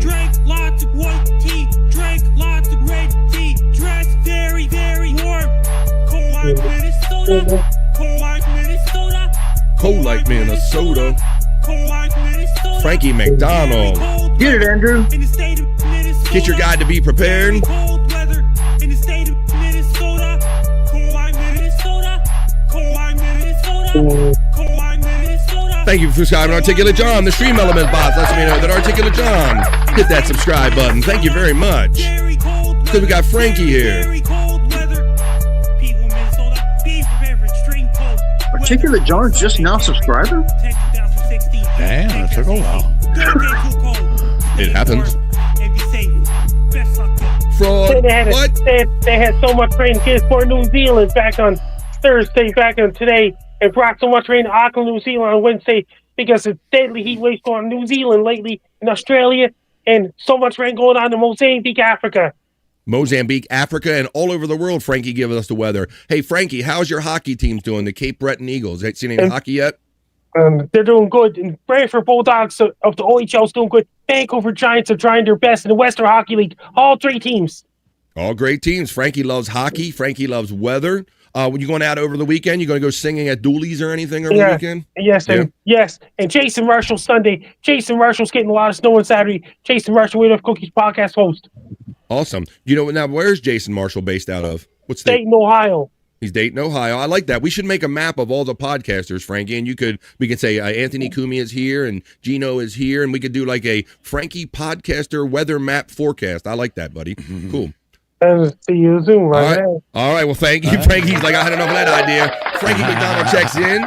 He checked that. He's like, I'm not here to work, BF. I'm just here to hang out and have fun. So there you go. That is awesome. Surprise, Bobby Nick. I don't know if that was you or Stormy. That was me. Yes. I appreciate it, buddy. Yeah, because that was great timing earlier when I think Widow Killer or someone shared the video of Frankie, his forecast, right? And I'm like, if we're lucky, maybe we'll get the actual live weatherman in here, Bobby Nick. So thank you, man. I was on it, BF. I was thinking. I was like, I appreciate you, bro. But because we're talking, weather, we're right in the middle of it. And I really literally thought, I'm like, wouldn't it be great on a weather event to have the world's most famous weatherman, Frankie McDonald, steps in on the vibe. The way Frankie kept sniffing his fingers looked like he had a good night last night. Well, we all get curious, Scott. Just some of us, maybe we don't realize we're on camera. Well, you know what? I will confess this, Scott. We're talking about stank on fingers. You know what? I can't get the wheat stank out my fingers, Scott. Yeah. No matter how much I wash and clean my hands or whatever, good best, I'll be going to bed at night and I'll be like, that's why I got that shit ingrained in my skin, my fingertips, Scott. Shit won't go away. It's in my soul, goddammit. And you know what's in my soul? Doing BF Live, the Vibe Stream Show 466. Doing this today and every day. I'm kind of remembering where I was. We were kind of in the middle of heading to a segment, I think we were. Where the hell were we? We were doing this and that. Normally I do pretty good. Normally Andrew takes me off my course, but you just wrapped up the hole and then Frankie came. We did. That's right. We did. We just wrapped. I jumped from one thing to the other, Scott. So thank you, man. We got to get the show back on course. Let's do that how about we have some fun with these guitar riffs? A lot of people like seeing if you can be the first one in the guest to guess some of these famous guitar riffs. Why don't we do that little thing? People have been enjoying this. Did I have a guess the guitar riff thing? Let's put them up there and get them going, and then I can look for a little element too. I got so many segments and elements I do. I don't know if I have one, but let me find that guitar riff thing, and we'll do that because I know we got 10 or 11 or so left over on that. So why don't we listen to those? And like I said, a lot of us know these. A lot of us know these guitar riffs. You know they're very famous, but the fun will be is seeing who can get them in the chat fast enough. And the more information, the better. The more accurate you'll be. You can more bragging rights. All right, so let's get on with it. Let's guess the good. Let me cue it up to where we left off last time. Here we are. All right, and let's play Guess That Guitar Riff. Come on, be the first in the chat. You get more bragging rights if you get the artist and the song, but whatever you can get in the chat fastest. Let's see who have fun playing these quiz tunes. Guess the guitar riff. Let's see if we can start with the first one. Here we go.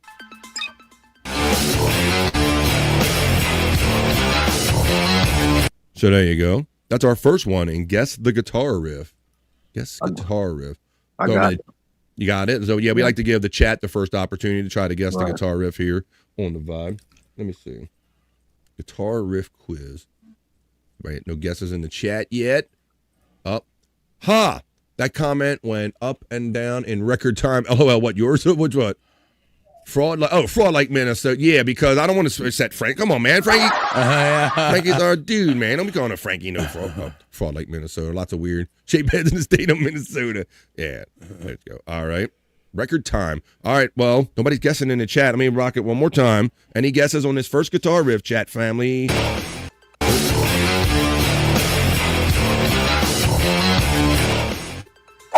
Here. Scott, you said you had it first. I know it's the band Rage Against the Machine, but I don't know if it's Killing in the Name of. I think. All right. Either that or Bulls on. No, it ain't Bulls on. It's. I don't know. That's all I got. Bob, you want to try to guess the title too, since he already got we already know the artist. Yeah, I'm stumped just like so. I think this is Killing in the Name. Right. I think Scott is right. All right, well, let's run it and see. Oh, FJM says no clue. It is. Let's see. Here we go. It's Killing in the Name. Yeah.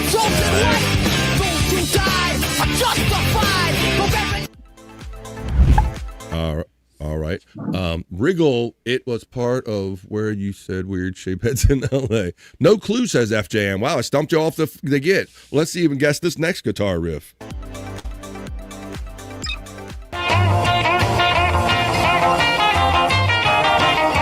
That's an oldie classic. Come on, who can be the first in the chat to guess?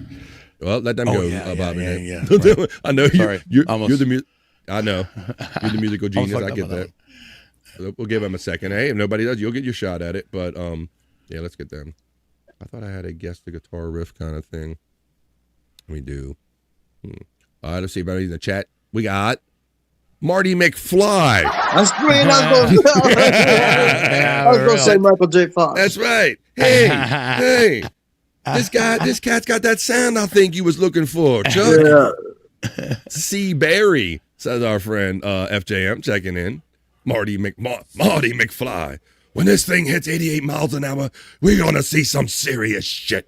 Wriggle is part of what you said earlier. Let's C. Barry. That's right. It was Chuck Berry. Come on, everybody knows it's Johnny B. Good. Come on. Yeah. It's a classic, right, Bobby Nick? That's right. It's Johnny B. Good.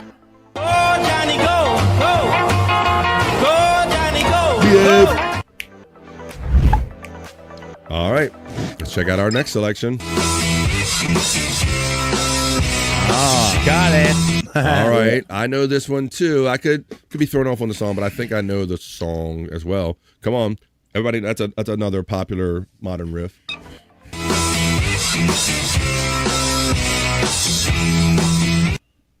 Like Bobby Nick gets it really quick. It's funny, Bob, because a couple years ago we took my sister Kathy out, who's always in the chat. All the brothers and sisters went out, and we took her out on like a little dinner cruise, right? Because I live here by the water. And the DJ, as part of his thing, he's like, "Hey, man, I got a drinking glass. If you can guess how this song, be the first to guess this song, right?"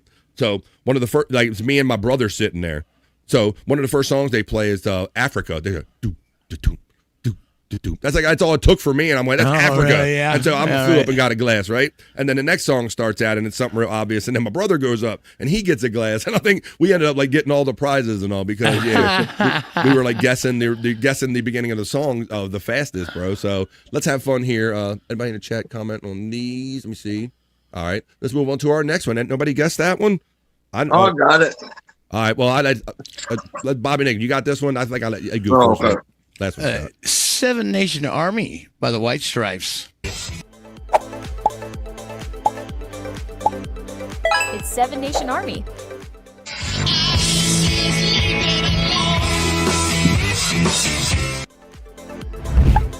All right, let's check the next one.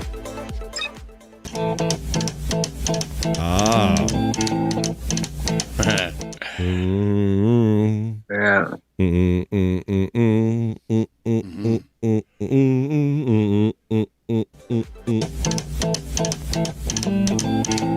Oh yeah. I got it. Does anybody in the chat got it before I let it roll? Tell me who did that famous guitar riff, everybody. Any guesses in the chat? And then we'll turn over. Oh. Easy Top, LaGrange. Easy Top. Easy Top. Easy Top. That's what they're called, aren't it? It's LaGrange.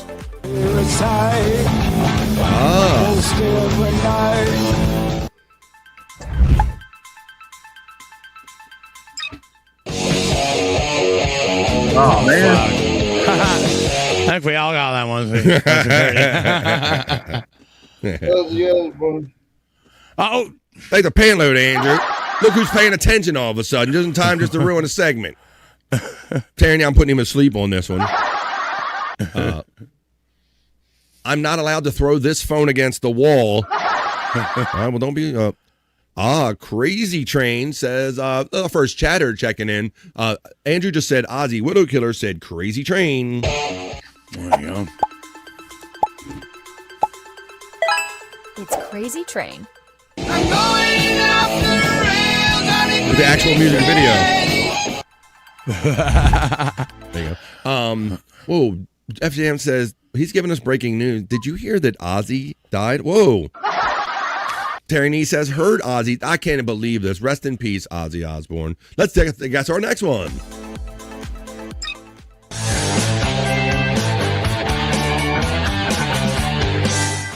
Ooh, that's a good one. That's a good one. Shit, I got the song right. Because they always sound like another band that has another...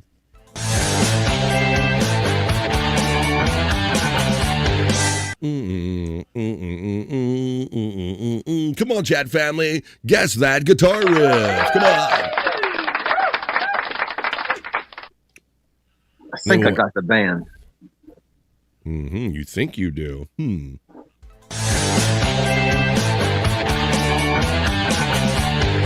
It's named after a geographical region. Terry Nee says Nazareth. It is not Nazareth. FJM guesses and he says it's Kansas. Carry on, my wayward son. There you go. Yes. And Andrew. It's Carry On Wayward Son. Alabama. We got about 2 more minutes left. So ooh, that's one I got to... I'll think about, but I think I got the artist. I don't know that one. I don't know it either. Yeah, they're kind of a newer artist, Bobby, Nick. Oh, yeah.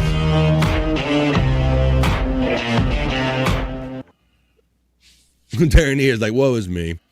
This is an interesting one. Come on, we got a little something for everybody. We were hitting the 70s, but this is more like a 2000 era band. I'll give you that clue. I've heard this song before. The Arctic Monkeys.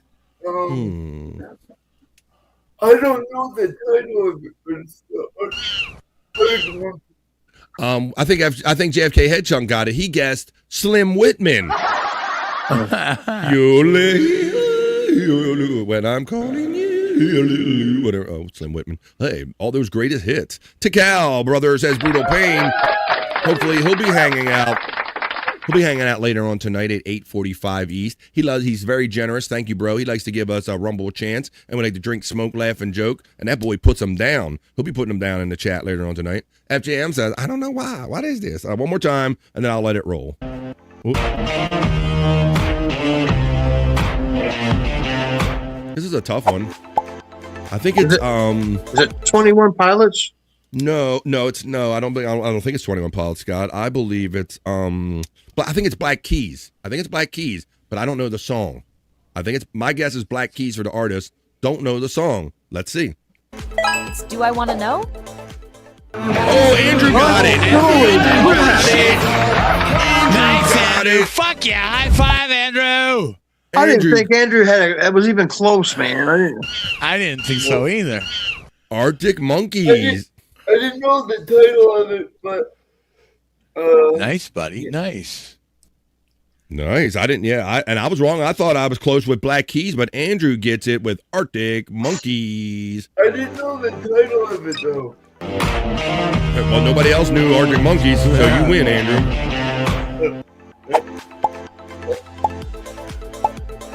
It's Do I Want to Know? Good song. Oh yeah, that song is always on the radio. Andrew had his eye on his ball. I added to his part. Whoop, it says. I only have one testicle. All right, let's see if you got one more answer in you.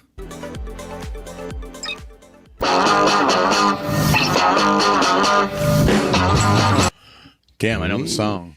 Ah. Wow, I wow, got wow, it. wow, wow. Wow, wow, wow, wow, wow. Do, do, do, do.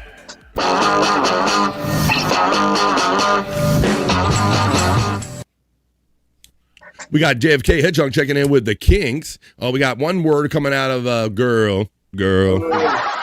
That's the first word, Jim. Keep going now. Type in the next one now. You. Oh, there you go. Girl. And then JFK Hedgehog says, "You really got me now." I thought people would say Van Halen. I thought they was going to trip up. Well, it's they could. What? Oh, fuck me. You don't know it? Yeah, I used to know it. Oh. Girl. You really got me going. Oh, shit. It's You Really Got Me. Wow. With David Lee Roth in there. That's right. The band came to me. The band came to me just before JFK Hedgehog put it in there. So I was like, right? okay. Yeah, that's pretty classic. Let's see, we got Fizzuk my autocorrect says Fizzuk that autocorrect. FJM says he's putting one lyric in at a time. I can't sleep at night. You got me a song. I can't sleep at night. I got a couple more for us.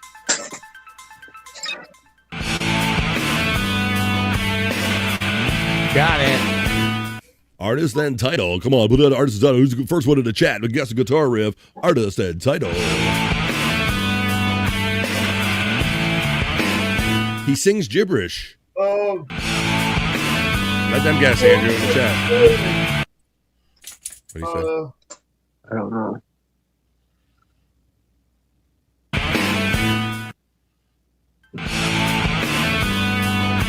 Come on, Bobby Nick. I know Bobby Nick knows it. I can't believe nobody in the chat jumped in with that one. Come on. This is all in our wheelhouse. Let's go. Come on.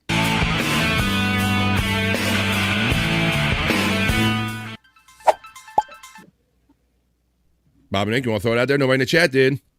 Pearl Jam, Alive. I never liked that band. It's Alive. Spawn,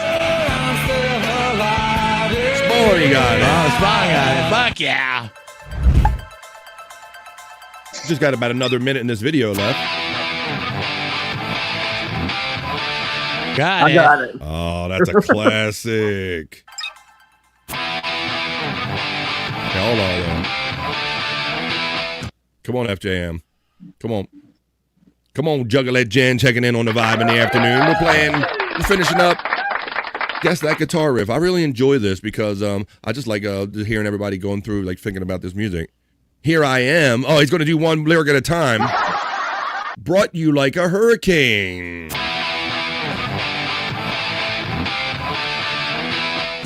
Here I am, brought you. Spawn has he cleared it up. It's Rock You. It's Rock You Like a Hurricane. Rock you like a hurricane.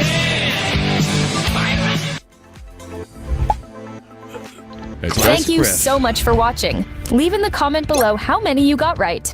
Don't forget to like and subscribe to the channel and activate the bell so you don't miss the next videos. Well, thank you. There you go. So that was a lot of fun. I enjoy those. I'll find another one of those that maybe has some different selections and we can kind of have fun when we need stuff to do like this, going through them. But we don't need other stuff to come up to do because we have other shoes. I got shoes too, but I have another show going on tonight. Matter of fact, so do these guys because it's Thursday. I hope your Thursday. I have a baseball question for you. Oh boy.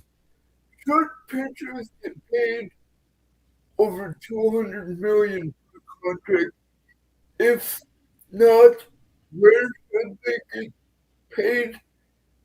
And who should get paid the most? Could you submit this in paragraph form, Andrew? Jesus. I can't remember all of this. Should pitchers get paid $200 million? And if they get paid, should they get paid like this or should they get paid like that? And I need your opinion. if I knew what you were talking about, I could give you my opinion. But I'll digress on that, Andrew. Maybe Andrew can make that tomorrow's episode of BF Live The Vibe Stream Show 467, Andrew, because this has been 466, and we're about to pull this train into the station. A JFK head chunk was speculating something Andrew said, and he was like, Thurman Munson, blah, blah, blah. Your thoughts, says Articulate John. Your thoughts after that, BF. Jen gets acknowledged by FJM, and I acknowledge everybody for checking in today. But if you think that this is the last you're going to see of today, you're sadly mistaken, folks, because it's Thursday night. So I'm going to see you again later on tonight as Andrew begins talking over my talk outs and my plugs. We'll bring him back in for his. Scott, he dipped out. Maybe he had a signal issue, so we'll take care of Scott and everybody. I'm going to see you again one more time tonight, 8:45 East. Would you please join me for Replayables? When you're done with your day, sit back and relax, have a drink, smoke, laugh and joke. We're going to play some fun, crazy videos, and we're going to play the crazier ones after the first half hour when we go Rumble exclusive. You can find out about all of that by clicking on the 100 Proof podcasting link. That's the channel Replayables is on. There's also a BF Live The Vibe section in there. It's absolutely free. The link's been running in the chat the whole time. 8:45 is when I'll see you guys later on tonight. Andrew, let's take care of Scott real quick. Well, Andrew's backstage. Scott Fitzpatrick, thank you, my bro, for joining us. It was a lot of fun. Always fun going into Scott's hole. We don't always have time to go in Scott's hole, so if you're ever impatient and want to go in Scott's hole yourself, you don't have to wait for the segment. You can just click on the link that's been running in the chat and go to the Angry Iguana 112 channel. That's where Daniel Larson and all of these crazy people exist, Cyrax and all the like. And he's making his latest compilation 17. Look out for that when that gets released. That'll happen over there on the Angry Iguana 112 channel. Thank you to Bro Dog and Scott Fitzpatrick. I said it the right way, FJM. And there probably will be some Bro Dog content on there because Bobby Nick saw the little, and I showed it to them earlier, Bob, when Bro Dog was watching Ancient Aliens with Scott the other night, right? Yeah. So there's actually Bro Dog content. Scott, I think Scott's going to have a Bro Dog section. Angry Iguana 112 and the Prop Master 69. All right, Andrew, it's Thursday night, my friend. I bring Andrew in for his plugs. Say goodbye. Give me one Mississippi to pull up your video, buddy. Your last words and plugs. Yeah, tonight we have No Filter Andrew and Friends on YouTube, and it will also be streaming on Bobby Nick's Rumble, the Bobby Nick Show. Am I correct, Bobby? You're right, Andrew. And not only that, but we will be celebrating Chris Thompson's birthday tonight. So happy birthday, Chris, bro. I know that you look in sometimes, so happy birthday to our bro, Chris Thompson. You probably say the hot birthday celebration tonight, Bobby Nick, on No Filter? That's right. That's right. Chris Thompson, if you're watching, please bring some bubbly. I thought he was going to say Paducci. Bubbly? Bubbly. Bubbly. All right. Please bring your bubbly attitude. That's what Andrew means. Not too crazy, but you deserve a damn drink on your birthday. Yeah. Says Andrew. Well, if you want to see the Chris Thompson party celebration, join Andrew and this next guy who I'm about to bring up, my friend and yours from the Great White North. He's probably got no filter to do tonight, but knowing my friend Bobby Nick, he has more shows than that. He's going to tell you about them right now. I'd like to hear it. Here it go. Go, Bobby Nick. Yeah, well, we'll have No Filter with Andrew and Friends tonight on at No Filter Andrew on YouTube at 7 p.m. Eastern. But then after that, you can go over to my Rumble, rumble.com/The Bobby Nick Show at 10:30 p.m. Eastern, and we'll be probably continuing the celebration and doing a late night with Bobby Nick. So come check that out, boys and girls. So, see, we got you covered from the daytime, this part of the day. We hope you enjoyed these 3 hours that were BF Live The Vibe Stream Show 466. But if it wasn't enough fun for you, we got more stuff to do. 7 p.m. tonight with Andrew the Giant, Scott Fitzpatrick, and the birthday party celebration for Chris Thompson. 7 p.m. East tonight. Then join me at 8:45 over 100 Proof Podcasting for Replayables. And then after that, Bobby Nick will be doing his late night stuff on Rumble at the Bobby Nick Show. Fuck yeah. We got you covered from 12 p.m. East right here on the East Coast to way to the wee hours later on tonight, folks. I hope you enjoyed BF Live The Vibe today. Could you please hit that like button, like, share, subscribe if you haven't already. Thank you, Articulate John, for subscribing, and thank you, everybody, for allowing me to be the host of these festivities every day, Monday through Friday. BF Live The Vibe. Join me tomorrow to round out this fun week of shows. BF Live The Vibe stream show 467, Scott. Tomorrow is 467. BF Live The Vibe, Bobby Nick. Oh, no. Let's see if we have any fun with that tomorrow. You won't know if you don't show up to BF Live The Vibe 467 tomorrow, 12 p.m. East. But I'll see you tonight, and then we'll see you tomorrow. But if we don't see you, we don't really say, we know we're going to see you in one of the chats. So where's Andrew at? Andrew, tell people what we say around here. We don't really say goodbye. What do we say? Goodbye for now. That's right. We say goodbye for now. We raise our voice like that too. We go goodbye for now. Peace and love. We'll see you in one of the chats later on tonight on No Filter or Replayables. And if not, we'll just see you the next time we see you right here on BF Live The Vibe tomorrow, 12 p.m. Bye, everybody. Peace and love. And we'll see you the next time we see you. Have a great rest of your Thursday. That's enough internet for me today. Bye, I am y'all. going to wash myself with holy water to get rid of all the stupidity I saw today.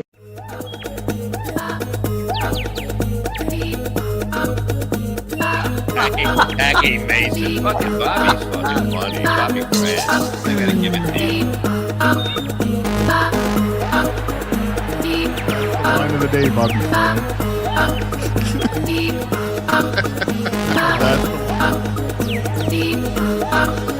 Super creative, super original. There's a show called The Vibe.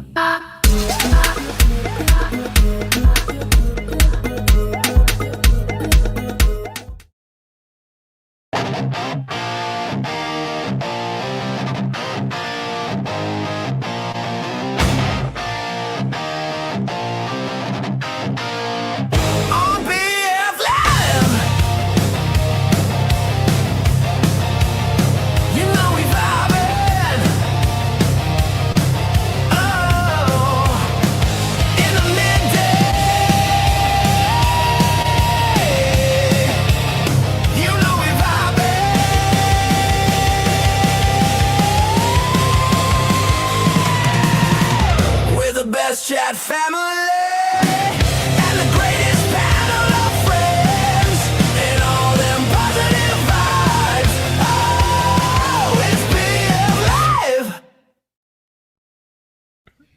I'm gay. Oh my.